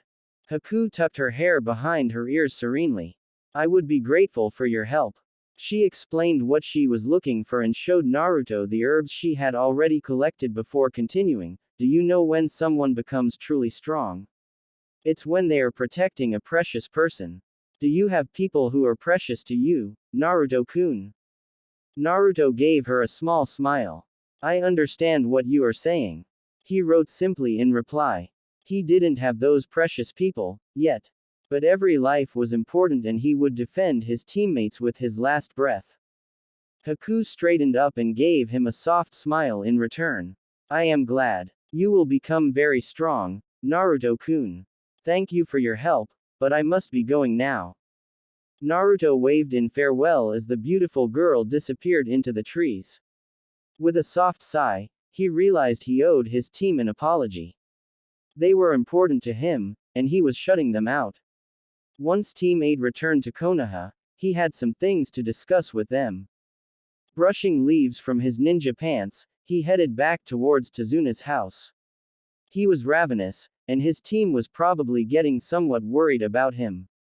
When he strode through the door, Ino greeted him tentatively. Sasuke simply grunted. Can I talk to you two for a moment? Ino smiled. Sure. Sasuke simply shrugged. The two followed Naruto back outside. He tapped his fingers nervously on his pants before signing, I was out of line yesterday. I apologize. There are some things I've been hiding from the both of you. When we return to Konoha, I need to have a long talk with you both. Well, I can't talk but, he stopped signing and shook his head, wincing slightly. Sorry. Anyways, I just wanted you to know it's not really your fault or anything, I guess I just have a hard time trusting people. That's all. Sasuke rolled his eyes. That was a long speech to say something very simple, Dobi. Ino chuckled. They were back to normal. I forgive you, Naruto. The blonde smiled softly. Basking in the soft rays of sunlight, he looked more content than Ino had ever seen him. Thanks. He looked to Sasuke and cocked his head, considering. Hey, bastard. Come over here for a second. Sasuke glowered. Why? Just do it, you prick. Naruto sighed. Why was the raven always so difficult? Sasuke took a few wary steps towards him, eyes alert. Naruto rolled his eyes and pulled Sasuke's shirt collar to the side slightly. As I thought. Where he'd practically strangled Sasuke the previous night was a mottled purple handprint. Concentrating his chakra to his hands, Naruto quickly healed the bruise with a light brush of his fingertips. Sasuke pulled back, a little surprised. And, For some reason, strangely happy. That wasn't necessary, Dobi.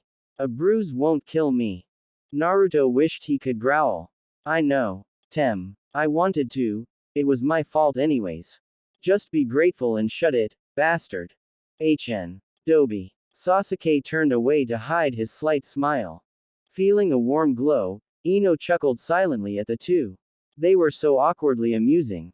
Grabbing the two in a headlock with either arm, she pulled them close to her face. Come on, you two. We've got some bridge guarding to do. She dragged them back to the house before letting them go, despite their struggling.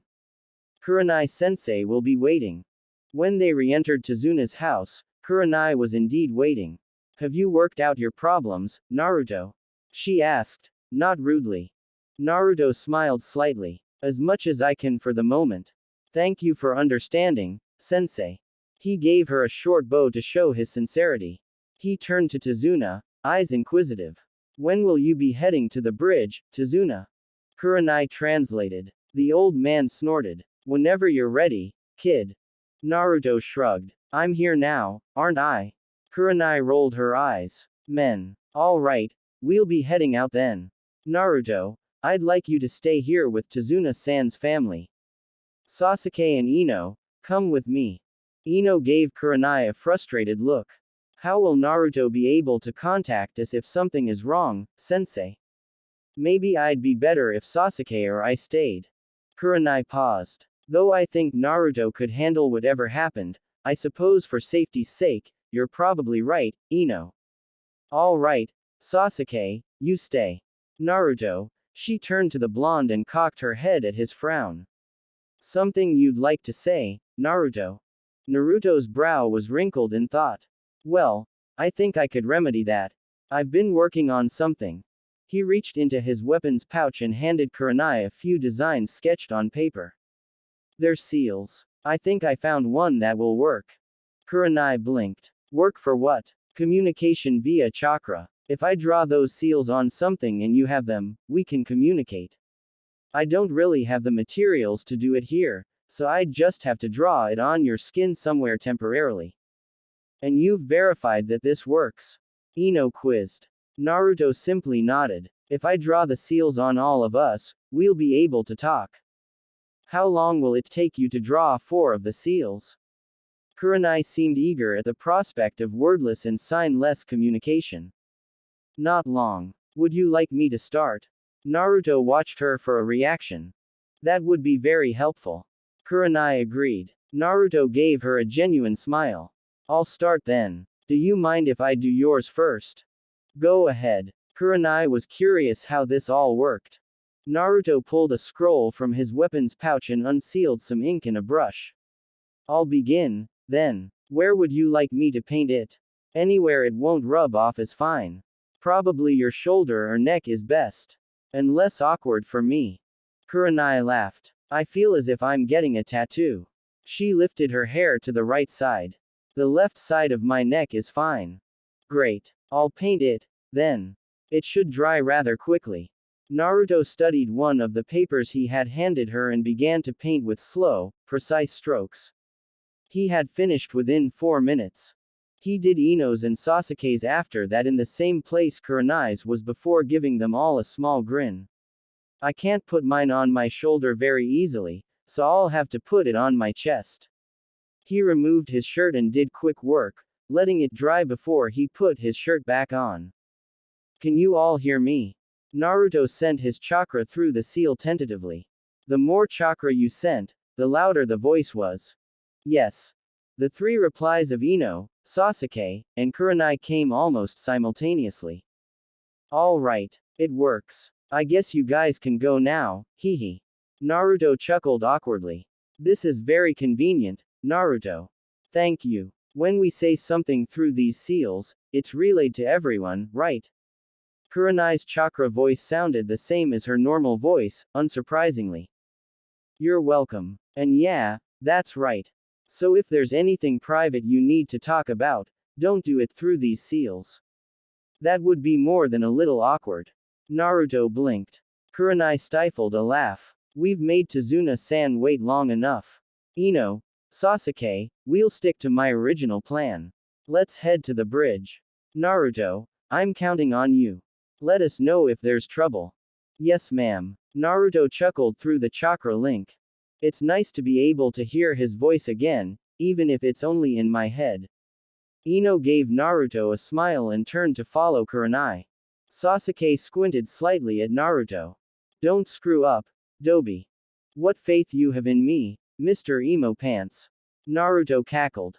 Sasuke stared at him in horror. Was he, a great Uchiha, just called an Emo Pants? Ahahaha. You should see the look on your face, Sasuke. I've been saving that for a while. It's hard to say that insultingly enough in sign language. Haha. Emo Pants. Naruto's face nearly split in two with his huge grin. Ino and Kurenai both shook their heads in weary resignation. Naruto would be Naruto. Sasuke finally unfroze and was about to start yelling at him. Rolling her eyes, Ino grabbed Sasuke's arm and dragged him off. Naruto and Sasuke's arguments could last for eternity, better to end it before it began. Don't ever call me that again, Naruto. Sasuke threatened via his seal. Naruto just laughed and made a shooing motion in Sasuke's direction. Get to work, Uchiha. Asterisk. The rest of Naruto's team went to the bridge with Tazuna, leaving Naruto with Inari and his mother. Bored, Naruto pulled out the scroll he'd borrowed from the Uchiha library. Well, he supposed it was Sasuke's library now, considering his brother was the only other Uchiha left. Naruto didn't suppose he would be allowed in Konoha again. Naruto scanned the scroll, smiling at what he saw. It was called Baiko no Jutsu. It appeared to be relatively simple, channeling chakra to the nose and tracking someone via scent. It was a C-rank jutsu, because it connected your chakra to the other person's. If the person you were trying to track was a sensory type, they would know you were trying to find them. Even so, it could be extremely useful, even now. Because if Zabuza didn't show up, they would have to find him. Shaking free of the clinging thought, Naruto quickly made the hand seals for the jutsu and did as the scroll instructed.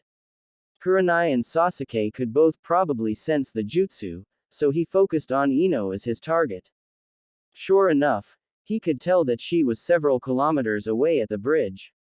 Satisfied he could use the jutsu, Naruto tucked the scroll away into his pouch again, reminding himself to return it Sasuke when they had gone back to Konoha. Next, he pulled out a scroll he'd borrowed from the Hokage library. He was just starting to open it when he heard Inari's mother scream. Dashing outside, he found 3 of Getu's men holding a knife to her throat and Inari sobbing. With a frown, he quickly performed a Kawarimi no Jutsu, swapping Inari's mother with a piece of wood. Shoving her and Inari back inside the house, he quickly took out the hired men. They weren't ninja and didn't pose much a threat. He tied them together and knocked them out. Kurenai-sensei. There were 3 men here, I've dealt with them. Should I join you on the bridge? I also put a barrier around the house, so Tazuna's family should be safe. Naruto informed Kurenai. Kurenai's reply sounded strained. Come as soon as you can. Zabuza and his partner are here. We could use your help. Asterisk. Right away, sensei. Naruto knew precisely where they were thanks to his earlier Baiko no Jutsu, so he used a Shunshin no Jutsu to arrive at the bridge. Quickly taking in the situation, he saw Sasuke trapped in a zone of ice mirrors, Kurenai occupied fighting Zabuza, and Ino protecting Tazuna. It appeared as if all the other construction workers had fled. Sasuke. What's going on in there? Naruto placed himself behind Ino and waited for word. I'm trapped in here. The girl is in the mirrors, throwing Senbon. I tried to melt the mirrors, but she just reformed them again. Sasuke's reply came in short spurts as he dodged the needles. Do you have a plan? Naruto stepped slightly in front of Ino, eyes on Zabuza. I don't think the mirrors can be broken. I think my Sharingan is slowly catching up to her speed, but I could use a distraction. Sasuke grudgingly admitted. Coming right up, Sasu dear. Naruto teased before he performed a shunshin right into the center of the circle of ice mirrors. Sasuke was stuck through with quite a few Senbon, but was not injured anywhere that would cause much concern. Naruto cocked his head. Something about the masked attacker seemed familiar. It's Haku. Realization struck Naruto and he performed a face palm. I've met this girl in the forest, Sasuke. She seems reluctant to hurt us. Tell her I know who she is. Her name is Haku. Asterisk. Sasuke blinked, somewhat surprised. Naruto says he knows that you're Haku. The masked figure in the mirrors paused. I had wondered if he would notice. Yes, Naruto-kun. I am truly sorry for this, but I must protect my precious people at all costs. Therefore, you and your teammates must be eliminated. Haku pulled the mask to her neck and began throwing Senbon again. She was extremely fast. Several struck Naruto's shoulder before he saw her throw them. Naruto's gaze shifted to Sasuke. What do you need me to do, Tem? Asterisk. Keep her focus off me. I'll try and accustom my eyes to her speed. Sasuke reactivated his Sharingan, the Tomo spinning into focus. Naruto racked his mind for a technique that would work. Cage Bunshin. A perfect distraction. Pulling his hands into a cross seal, forming around 7 clones. He sent them to attack the mirrors, hoping to divert Haku's focus from Sasuke. She didn't fall for it. I'm sorry, Naruto-kun. I don't want to hurt you, but I have no other choice. Swiftly and precisely, she threw her Senbon at Sasuke. He was too busy concentrating on his Sharingan to notice. The 5 needles struck him directly through the heart. Eyes wide with shock, Naruto rushed to his side and caught him as he fell, frantically checking for a pulse. There was not one. With a roar, orange chakra billowed from the blonde. You dare to harm my pack. The roar was not loud, but it echoed through Haku's head nonetheless. You will die for your insolence. Slash. Shocked, Haku met Naruto's eyes. They were blood red. She didn't even have time to think as the short blonde flashed before her eyes and ripped her throat out.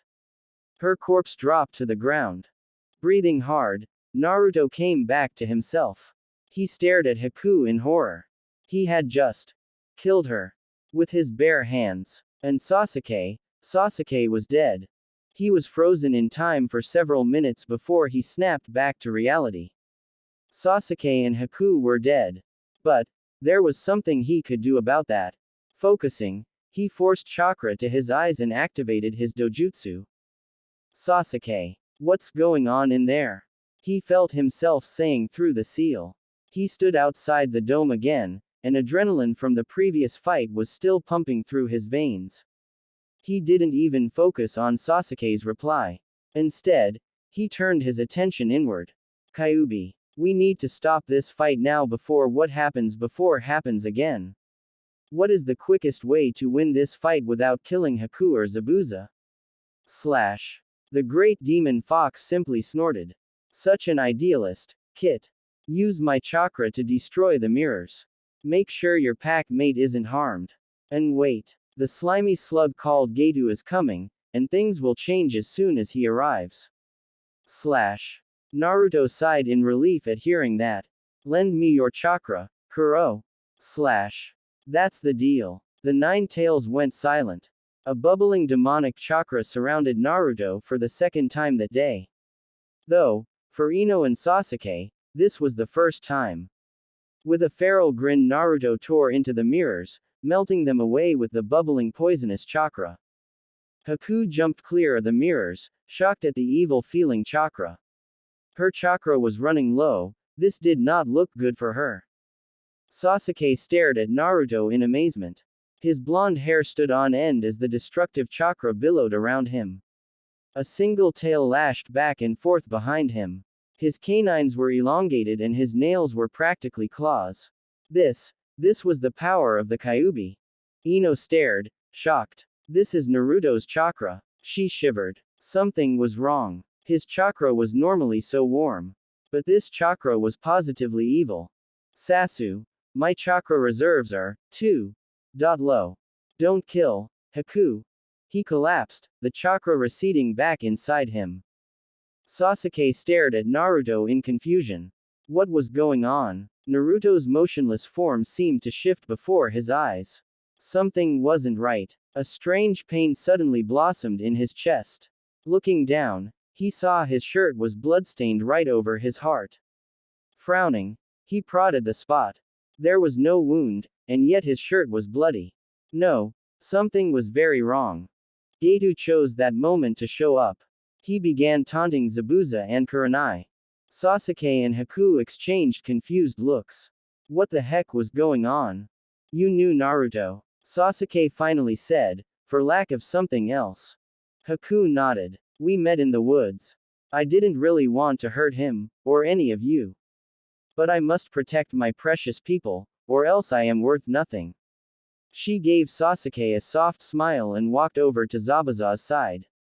The fight between ninja was over as Kurenai, Haku, and Zabuza faced Gato and his army of hired men.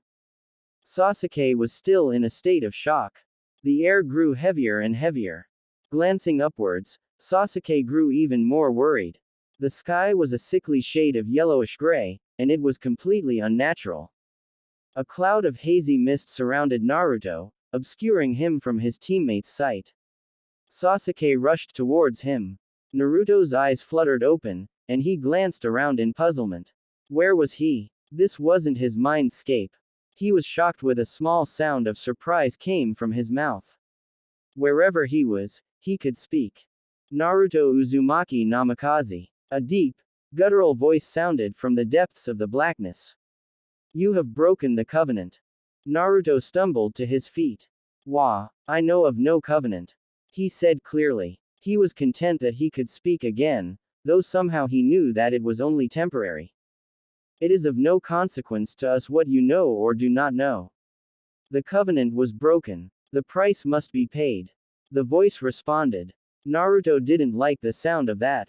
Who are you? What is this price you're talking about? The price will be paid. Return to your time, mortal. If you reverse time to save a life that has already been extinguished again, you will die. The pitch-black world faded, and Naruto felt someone shaking him.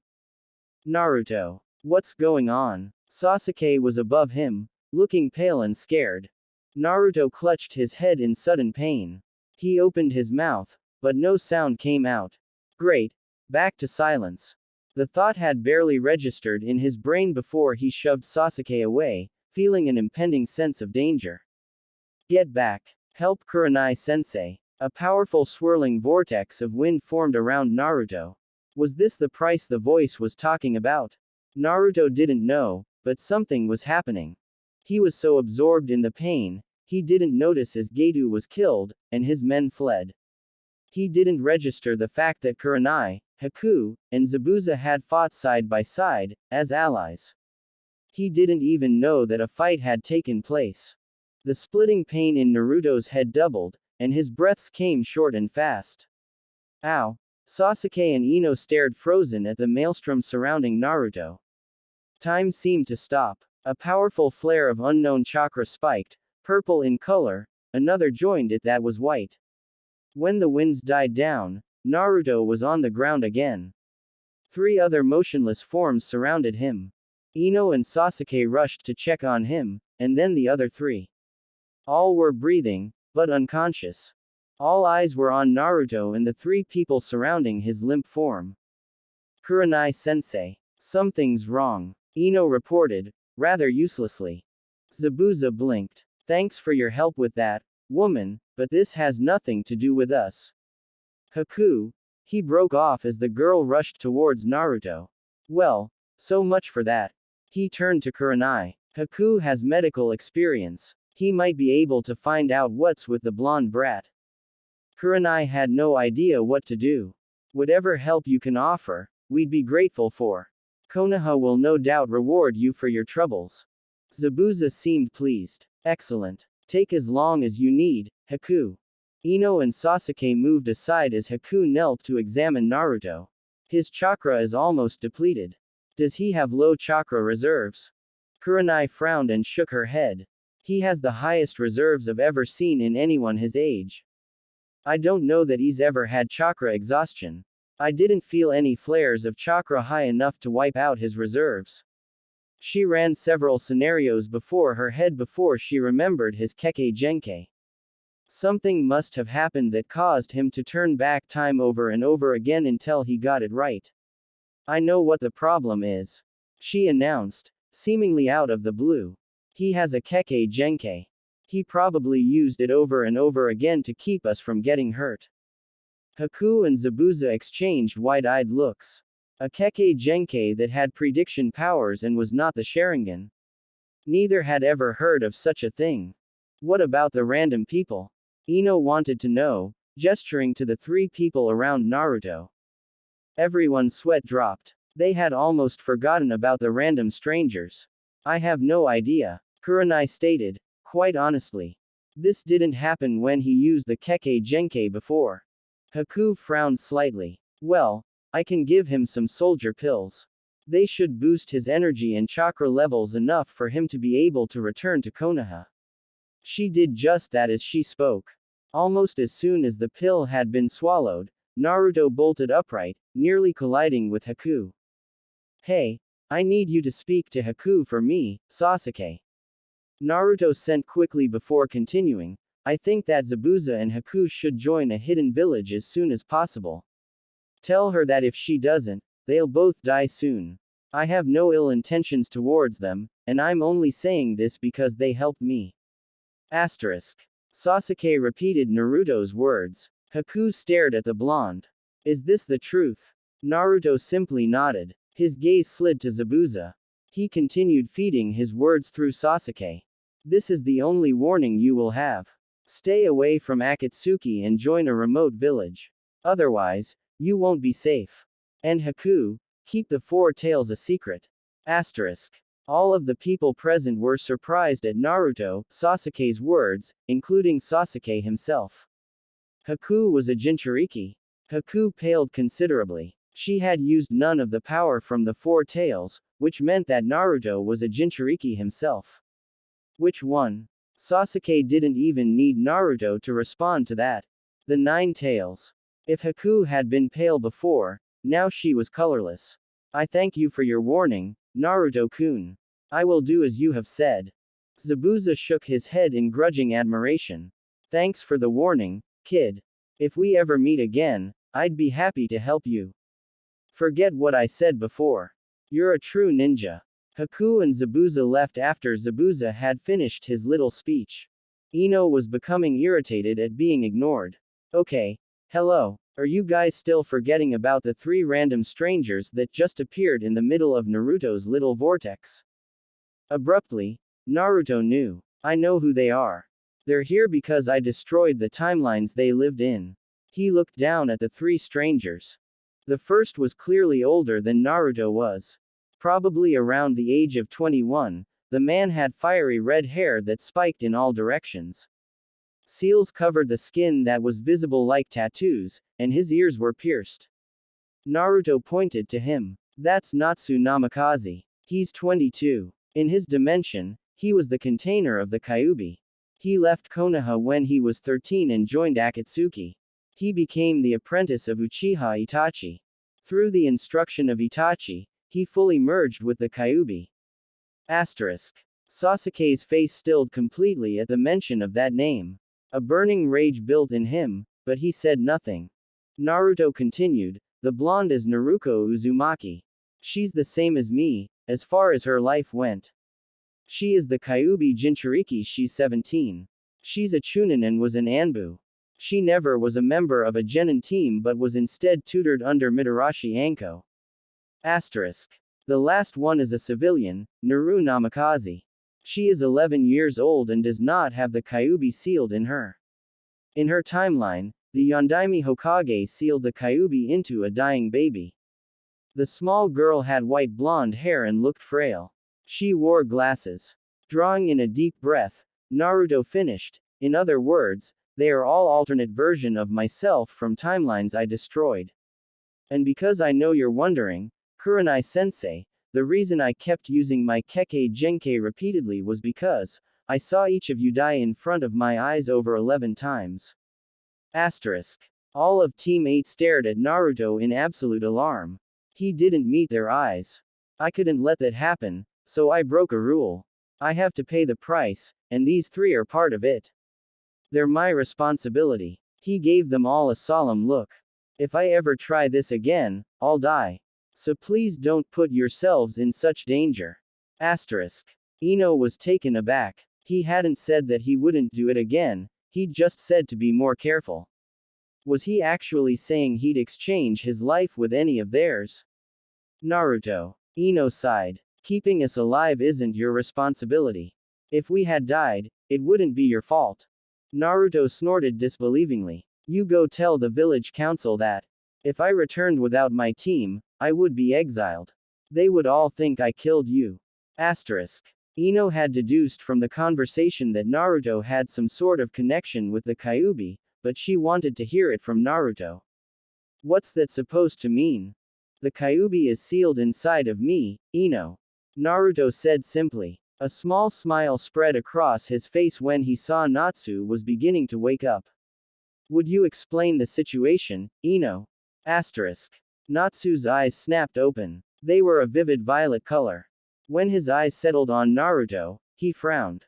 Genjutsu. He muttered to himself. Ino shook her head. Naruto is mute. He has a Kekkei Genkai that messes with the space-time continuum. He accidentally destroyed your dimension when he brought us back to life. Natsu shot her a dubious look. Yeah right kid. Kai. He attempted to release a genjutsu. Ino. Ask him if I can draw a communication seal on him. Then I can tell him what's going on. Naruto's eyes were unreadable. Ino sighed. Naruto wants to draw a seal on your shoulder so he can communicate with you. We all have one. She showed him the seal. Natsu glanced over the seal quickly. If he draws it just like that, it's fine. Turning to Naruto, he added, I know seals, kid. If you screw around with this one, I'll end you. Naruto nodded once and pulled his ink and brushes from the scroll again. Completing Natsu's seal quickly, he also drew it on Naruto and Naru before they woke up. It would be easier that way. Turning back to Natsu, he began, Hey, I'm Naruto. He stepped towards Natsu, meeting his eyes. Obviously you didn't believe what I had Ino say to you. But it's the truth. I'm not really sure how to prove it to you, other than the fact that I look exactly like you did before you merged with the Kyubi. And there's also two other versions of us. He gestured towards Naruto and Naru. I'm already paying a price for all this, so if you're angry I hope you keep it to yourself. I did what I had to do keep my team alive. Asterisk. Natsu was silent for a long while before replying. Look, kid, if I believed something so far-fetched on a whim, I'd be dead by now. It's nothing against you personally. I'm just not a very trusting person. I know this isn't a genjutsu, so I'll just follow along, for now. But I won't hesitate to take action if there's anything out of order. Naruto simply nodded in reply, his eyes hooded. Kurenai-sensei. I think it's about time we headed back to Konoha. I need to speak to the Sandaime. Natsu raised an incredulous eyebrow. Geezer's still alive. Naruto suppressed an annoyed frown. I'm 10 years younger than you are, Natsu. The Chunin exams are just coming up here. Asterisk. Natsu laughed sardonically. Well, that's a new one. Like I said, I'll play along, for now. I assume the old fur ball is still sealed with you. That's right. Naruto turned away and scooped Naru onto his back. Could you get Naruto? We really should get moving. Asterisk. Natsu shrugged and hefted the girl onto his back. Wait, so that means we're in wave. Zabuza was here. He grinned slightly. Yeah, thanks to my time intervention, they're both still alive. Probably going to join Rock or Cloud. He smiled a soft smile. I might even see Haku in the Chunin exams. Asterisk. Natsu chuckled. Well, you certainly seem to be a version of me. So this is your team, eh? Very different from mine. Sasuke was intrigued by Natsu. Who was on your team? Natsu looked startled for a moment when his eyes rested on Sasuke. Is that Sasuke? God, I honestly don't remember him ever being that young. This is too weird. Sasuke growled. He didn't like being referred to in such a condescending manner. Shaking his head, Natsu answered Sasuke's question with a faint smile. My team was Kakashi, Kiba, and Sakura. A few months after the Chunin exam I left the village, though. Sasuke's eyes grew frosty as he remembered what Naruto had said earlier. And you were mentored by my brother. Natsu smirked slightly. That's right, Itachi was my teacher. But I think that when you finally meet him, you'll find that he isn't the real villain here, Sasuke. Itachi was the only person I would trust with my life. Sasuke's eyes were murderous as he glared at Natsu. Kurenai rolled her eyes. All right, let's head back to Konoha. Sasuke, Ino, you two will keep your comments to yourself about Natsu, Naruto, and Naru. This is a very delicate situation, and you two need to keep your heads. Naruto sighed. He'd had no idea his dojutsu had consequences like this. I hate to sound like Shikamaru, but this is troublesome. Team 8 and Natsu trekked back towards Konoha, and an uncertain future. The walk was a long one, especially with his fatigue from the fight and the additional burden of carrying someone on his back. Needless to say, Naruto was exhausted by the time they'd reached Konoha. He didn't complain, though. It had been his choice to use his dojutsu as he had, and he wouldn't regret it. Natsu seemed to be uneasy around Ino and Sasuke, and stuck close to Naruto's side. There wasn't much conversation on the way back. They were all tired and confused. It had been a long mission. Neither Naruto nor Naru had stirred yet, but it was only a matter of time. Naruto hoped they could get through the mission briefing so he could explain everything in private. It was awkward with his team around. He still hadn't told them everything about Kyubi and he wasn't planning to. Naruto decided then that he would need to modify the seals his teammates all had. It was irritating to be unable to talk privately with Natsu. He didn't want to have to deal with something like this in the future. The gates of Konoha finally came within seeing distance, and Naruto released a sigh of relief. He needed to study his family's scrolls very closely in order to not make such massive mistakes in the future. It would be the first thing he did when he got some time to himself. He was especially curious about the scroll he'd found addressed to himself in the Namikaze library. He pushed his thoughts aside as they came upon the Hokage Tower.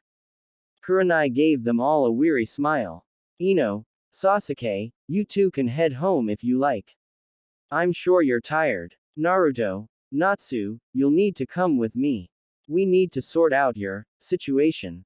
I'll try to make it as quick as possible.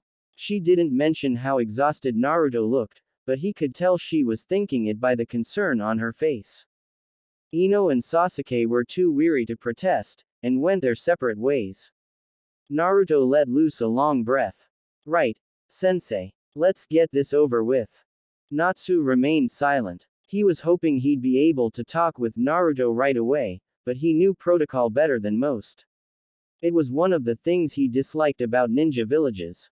Akatsuki didn't have to worry about paperwork and reports, as long as they got the job done. The Sandaime looked up at their arrival. Natsu's brows shot skywards. The kid hadn't been lying, the third really was still the Hokage here. Natsu and Naruto sat Naruto and Naru against the wall, and turned to face the Hokage. Kurenai began reporting the success of their mission, but they could all tell the Sandaime was wondering why Natsu and the two unconscious girls were here. Kurenai finished her mission report and looked to Naruto. The blonde sighed wearily. I assume you knew of my father's Kekkei Genkai, Ji-san. At the old man's solemn nod, Naruto continued, well, I've activated it as well. During the fight with Zabuza, I used it repeatedly to keep my team from dying. I've warped the timelines, and 3 alternate versions of myself are now in this world. They should have died, and I assume it was due to the Kyubi's power that they were brought here. I will take full responsibility for them, as far as accommodations. However, the ultimate decision of what they do lies with you, of course. Sarutobi Hiruzen was not easily surprised. But this was truly surprising. Who knew Naruto would develop his father's bloodline limit? It was truly interesting. He was a little more surprised by the fact that Naruto hadn't informed him of this. Most likely he'd only recently activated it and hadn't thought it was significant. He blew out a puff of smoke. As he gathered his thoughts, he asked a random question: are we to refer to these versions of you by all the same name? 4 Narutos would be rather chaotic. Naruto gave the man an odd look. It was hardly relevant at the time, and he was unsure why the Hokage would bring it up. We all have different circumstances and personalities, Ji-san. It only makes sense that our names are different, as well. He quickly introduced Natsu, Naruko, and Naru, still confused. The Hokage let out a soft chuckle. Very well. I will think upon my decision. Please come see me again tomorrow. I'm sure Naruko and Naru would like to have a say in their positions, as well. For now, it would be best if you recovered from your mission. I have the key and directions for your new apartment. He gave Naruto a kind smile. You did well, Naruto. I'm proud of you. Those 4 words caused a warm glow of pride to fill Naruto. With a smile in return, he bowed slightly. Hokage-sama. He responded gratefully. Natsu leaned against the wall, watching dispassionately. Before I leave, old man, I should probably inform you that in my time, I was an S-class nuke nin. He gave the Hokage a lazy tomcat smile. I have nothing against this Konoha, so I wouldn't be too worried though. I'm only telling you this so you don't get mad at me later. Pushing himself up from the wall, he switched his gaze to Naruto. Ready to go, kid? Naruto blinked. Sure. They scooped up Naruko and Naru. As they left, Naruto sent the Sandaime an apologetic look. The Sandaime exhaled another cloud of smoke. The next time you come in for a mission, I will give you your rank mission pay, Kurenai. For now, I think it is best that you rest up as well. Kurenai gave him a respectful bow before she body flickered away. The Hokage shook his head tiredly. Naruto, what am I going to do with you? Naruto and Natsu returned to Naruto's apartment, depositing Naru on Naruto's bed and Naruko on the couch. Guess we get the floor, Natsu chuckled. Naruto sighed. He pulled a notepad from his weapons pouch. I figured you'd want to talk first. He scribbled. Natsu squinted at the writing, trying to make out what it said. Yeah, I suppose I want to talk eventually. But if we talk now, you'll just have to repeat it for Naruko and Naru. I figured I'd save you the trouble. Get some sleep, kid. You look dead on your feet. I'll hold down the fort until you wake up. Naruto didn't even bother to reply. Striding to his closet, he pulled out a futon, a blanket, and a pillow. Tossing them on the floor and curling up, he promptly went to sleep. He felt himself being shaken awake. Rubbing the grit from his eyes, Naruto sat up. Natsu knelt beside him. Naruko and Naru are both awake now. I think we'd all like an explanation.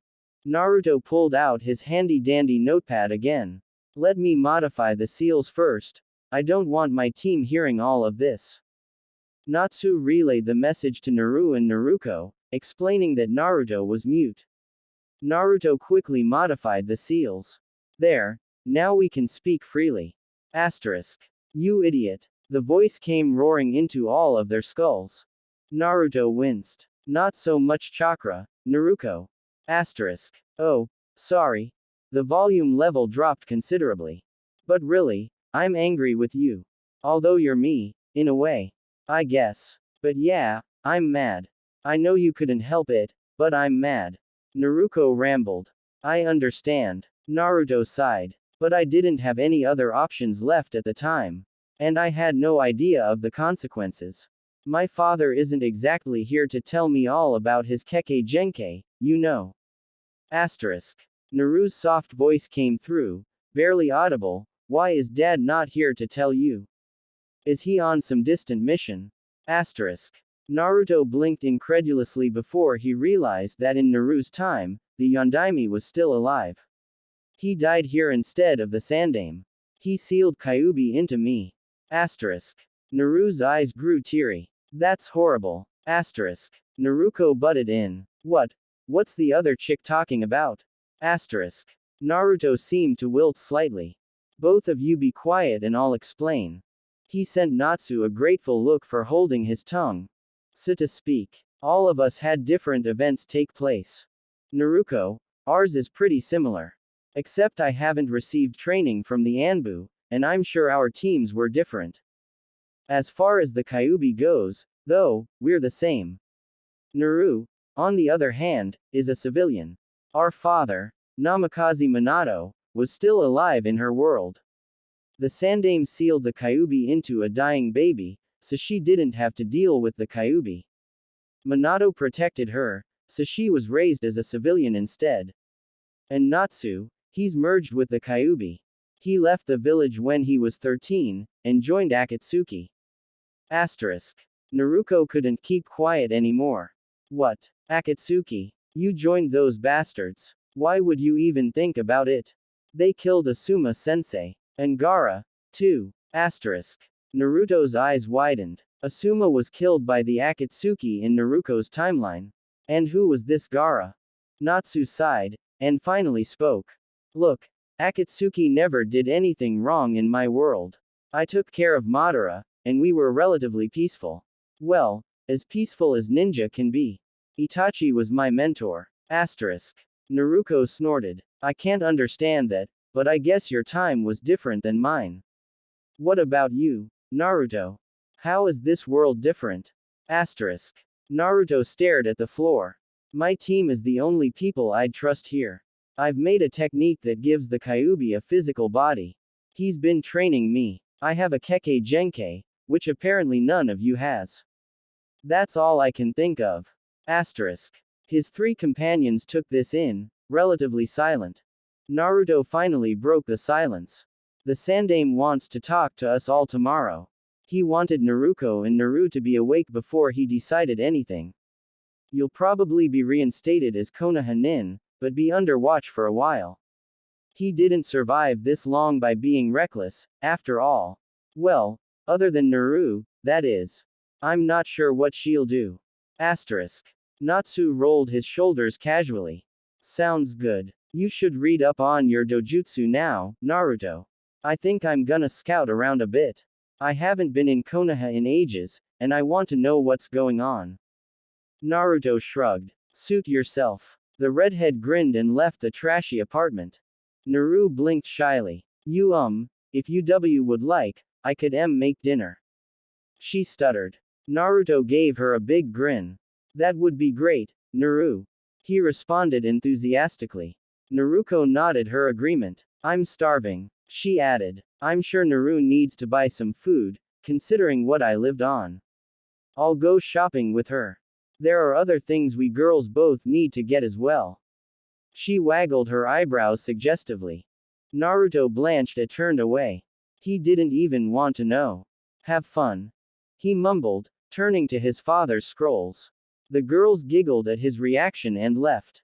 Naruto locked the door behind them. He stared at the scrolls a moment longer before opening the one that said, to Naruto. My son, Naruto, there are many things I regret, and the foremost of all of those is never being able to speak to you. There are some things that every father must say to his son. There are many things I need to say to you. But there is not much time, the Kyubi has been spotted and the alarm will soon sound. I am prepared to do what I must for the village. I only pray that you will forgive me for entrusting you with such a heavy burden. Naruto snorted. Forgive him. He smiled bitterly, wondering what his life could have been like if he hadn't been orphaned at birth and entrusted with a heavy burden before he could even walk. He knew his father had done what he'd thought was right, but Naruto felt there could have been another way. Hands shaking, he read on. I have instructed Sarutobi-san to keep many things from you. Know that I did this for your benefit alone. I have many enemies, and I did not want them to become your enemies until you were strong enough to handle them. I have named Jiraiya-sensei your godfather, and he and Tsunade Haim will care of you in my absence. I am truly sorry that I could not be there for you, son. But I would do anything to protect the people of Konoha, especially the precious children of the next generation. It is my hope that you would do the same. I have done what I can for you. I left you the scrolls of the Namikaze Dojutsu, and I believe that you will develop the bloodline. The only thing you need to know is that you must never, ever bring back the dead. I'm proud of you, Naruto. Know that you are a true hero. Understand that your mother and I both loved you with all of our hearts. I am sorry, so sorry, to leave you alone. This was not what we wanted for you, but we know that you will be strong enough to handle it. I believe in you, Naruto. Become an excellent shinobi. Always stick to your dreams, and never give up. I won't be there when you need me the most, and it is something I'll never forgive myself for. Naruto, the alarm has sounded, I must go. I promise we'll meet again someday, but until then, I will always be watching over you, my precious son. I love you. Naruto fell back against the floor, cheeks wet with tears. Stupid dad. You were such an idiot. He was angry and happy at the same time. He didn't know that he would forgive his father just yet, but he didn't hate his dad for trying to save Konoha. He just hated it that he'd been the one to take the hatred of a whole village upon his small shoulders. His dad had too much faith in Konoha. He wouldn't make the same mistake. Rolling the scroll back up, Naruto sealed it away into a fireproof sealing scroll. That scroll was the most priceless thing he owned, and he would take good care of it.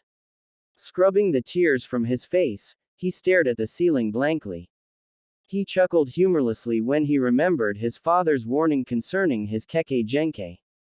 A little too late, Dad. He sat still for a long time, thinking upon the words his father had left for him. He was only brought out of his funk when Natsu came back in. He greeted Naruto with a brief, "Hey. Where are the girls?"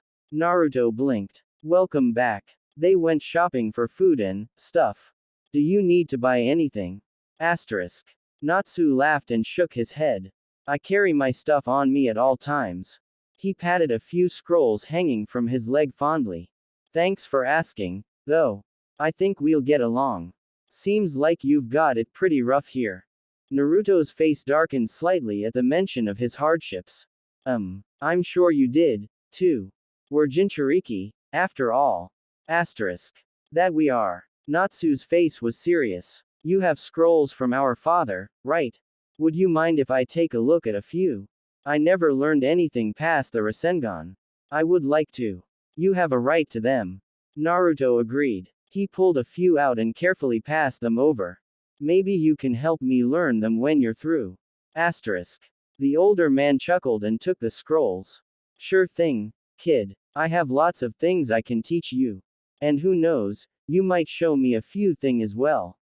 Where's the best place to train around here where I won't be interrupted? Forest of Death. Naruto responded almost immediately. Natsu burst out in a sporadic fit of laughter. Ah, that old place. Yes, I think I'd like to visit there again. Let me know when the girls get back, I'd like to eat. With a jaunty wave, he left again. Naruto chewed his lip. It was past time he looked at the Kekkei Genkai scrolls. He was dreading it, because he honestly didn't want to see how badly he screwed up. What was the price he had to pay? For destroying 3 other worlds, it would have to be high. Full of trepidation, Naruto opened the scroll and began to read. The Rinmagen is a Namikaze Dojutsu Kekkei Genkai, which appears in select members of the Namikaze clan. When the Rinmagen is activated, it turns the user's eyes a murky gray color, similar to the Byakugan. The eye becomes completely gray, with no pupils or iris. The Rinmagen's abilities consist of 2 parts. The first part is the ability to manipulate the timeline. Rinmagen users may use their chakra to literally turn back time. How far time can be turned back or forward depends on the user's chakra capacity. Usually, the dojutsu is used to correct small mistakes during a fight, or to understand the opponent's intentions. Some would say the dojutsu gives the user a glance into the future. However, even if the user knows of the opponent's intentions, their body may not always have time to react. To be proficient in this dojutsu, speed is necessary over anything else.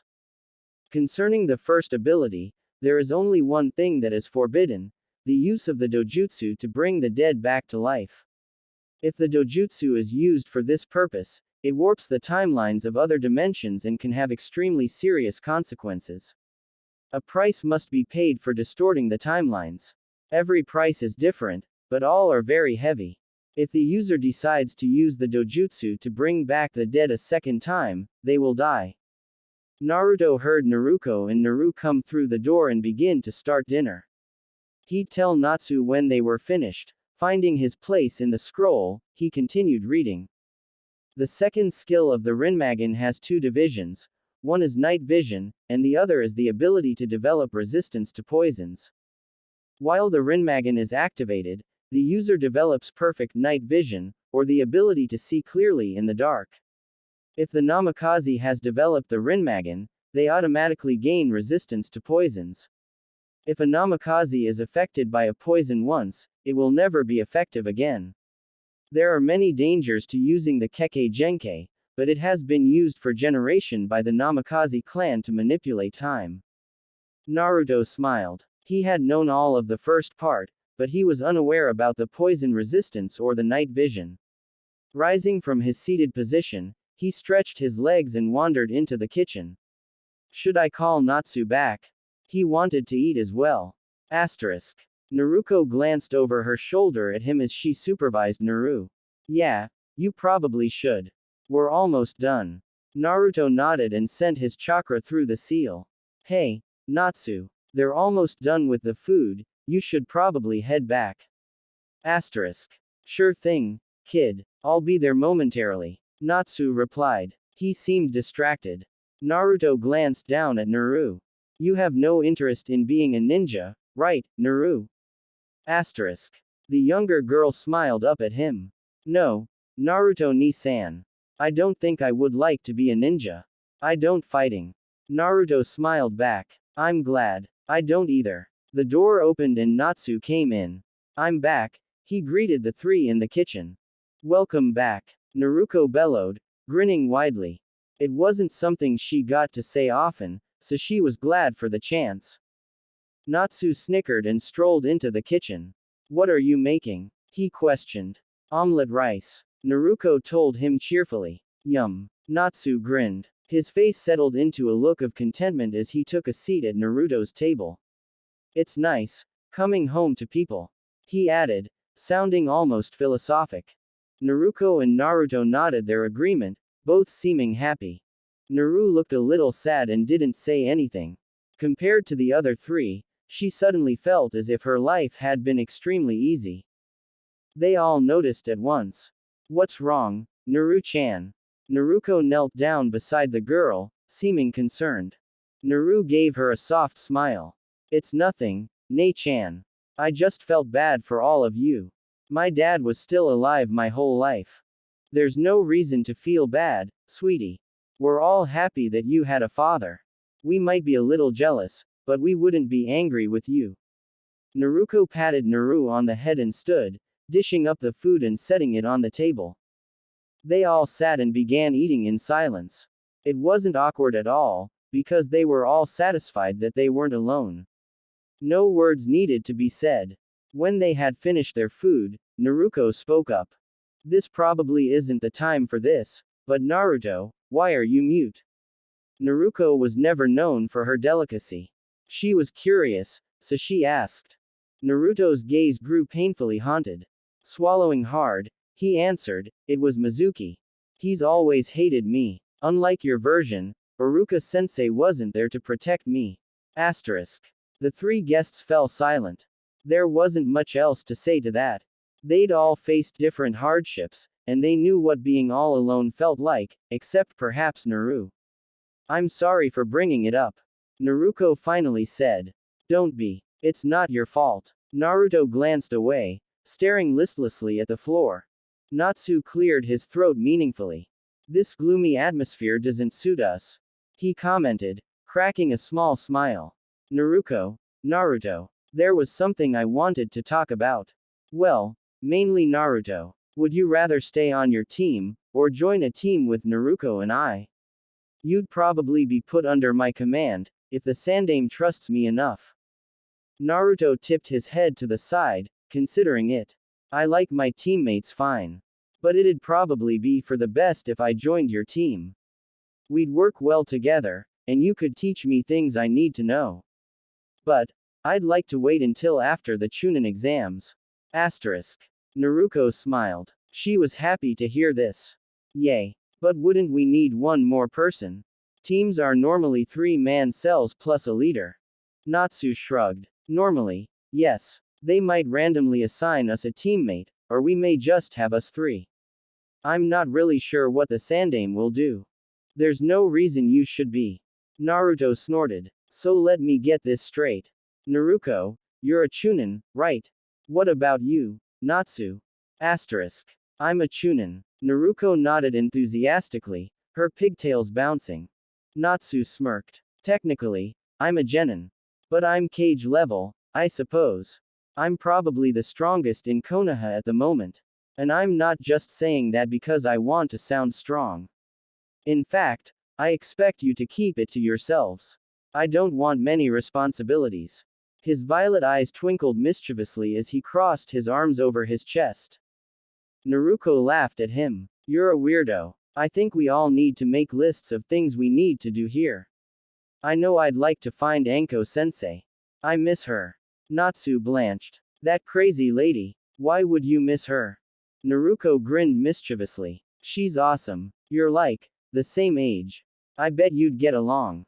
Natsu paled slightly. No thanks, Naruto. I think I'll just train on my own. I would like to make contact with Itachi, though. I really don't have anything else I need to do, other than train and prepare you guys for what's coming. I saw the most of what happened. We all need to get much stronger.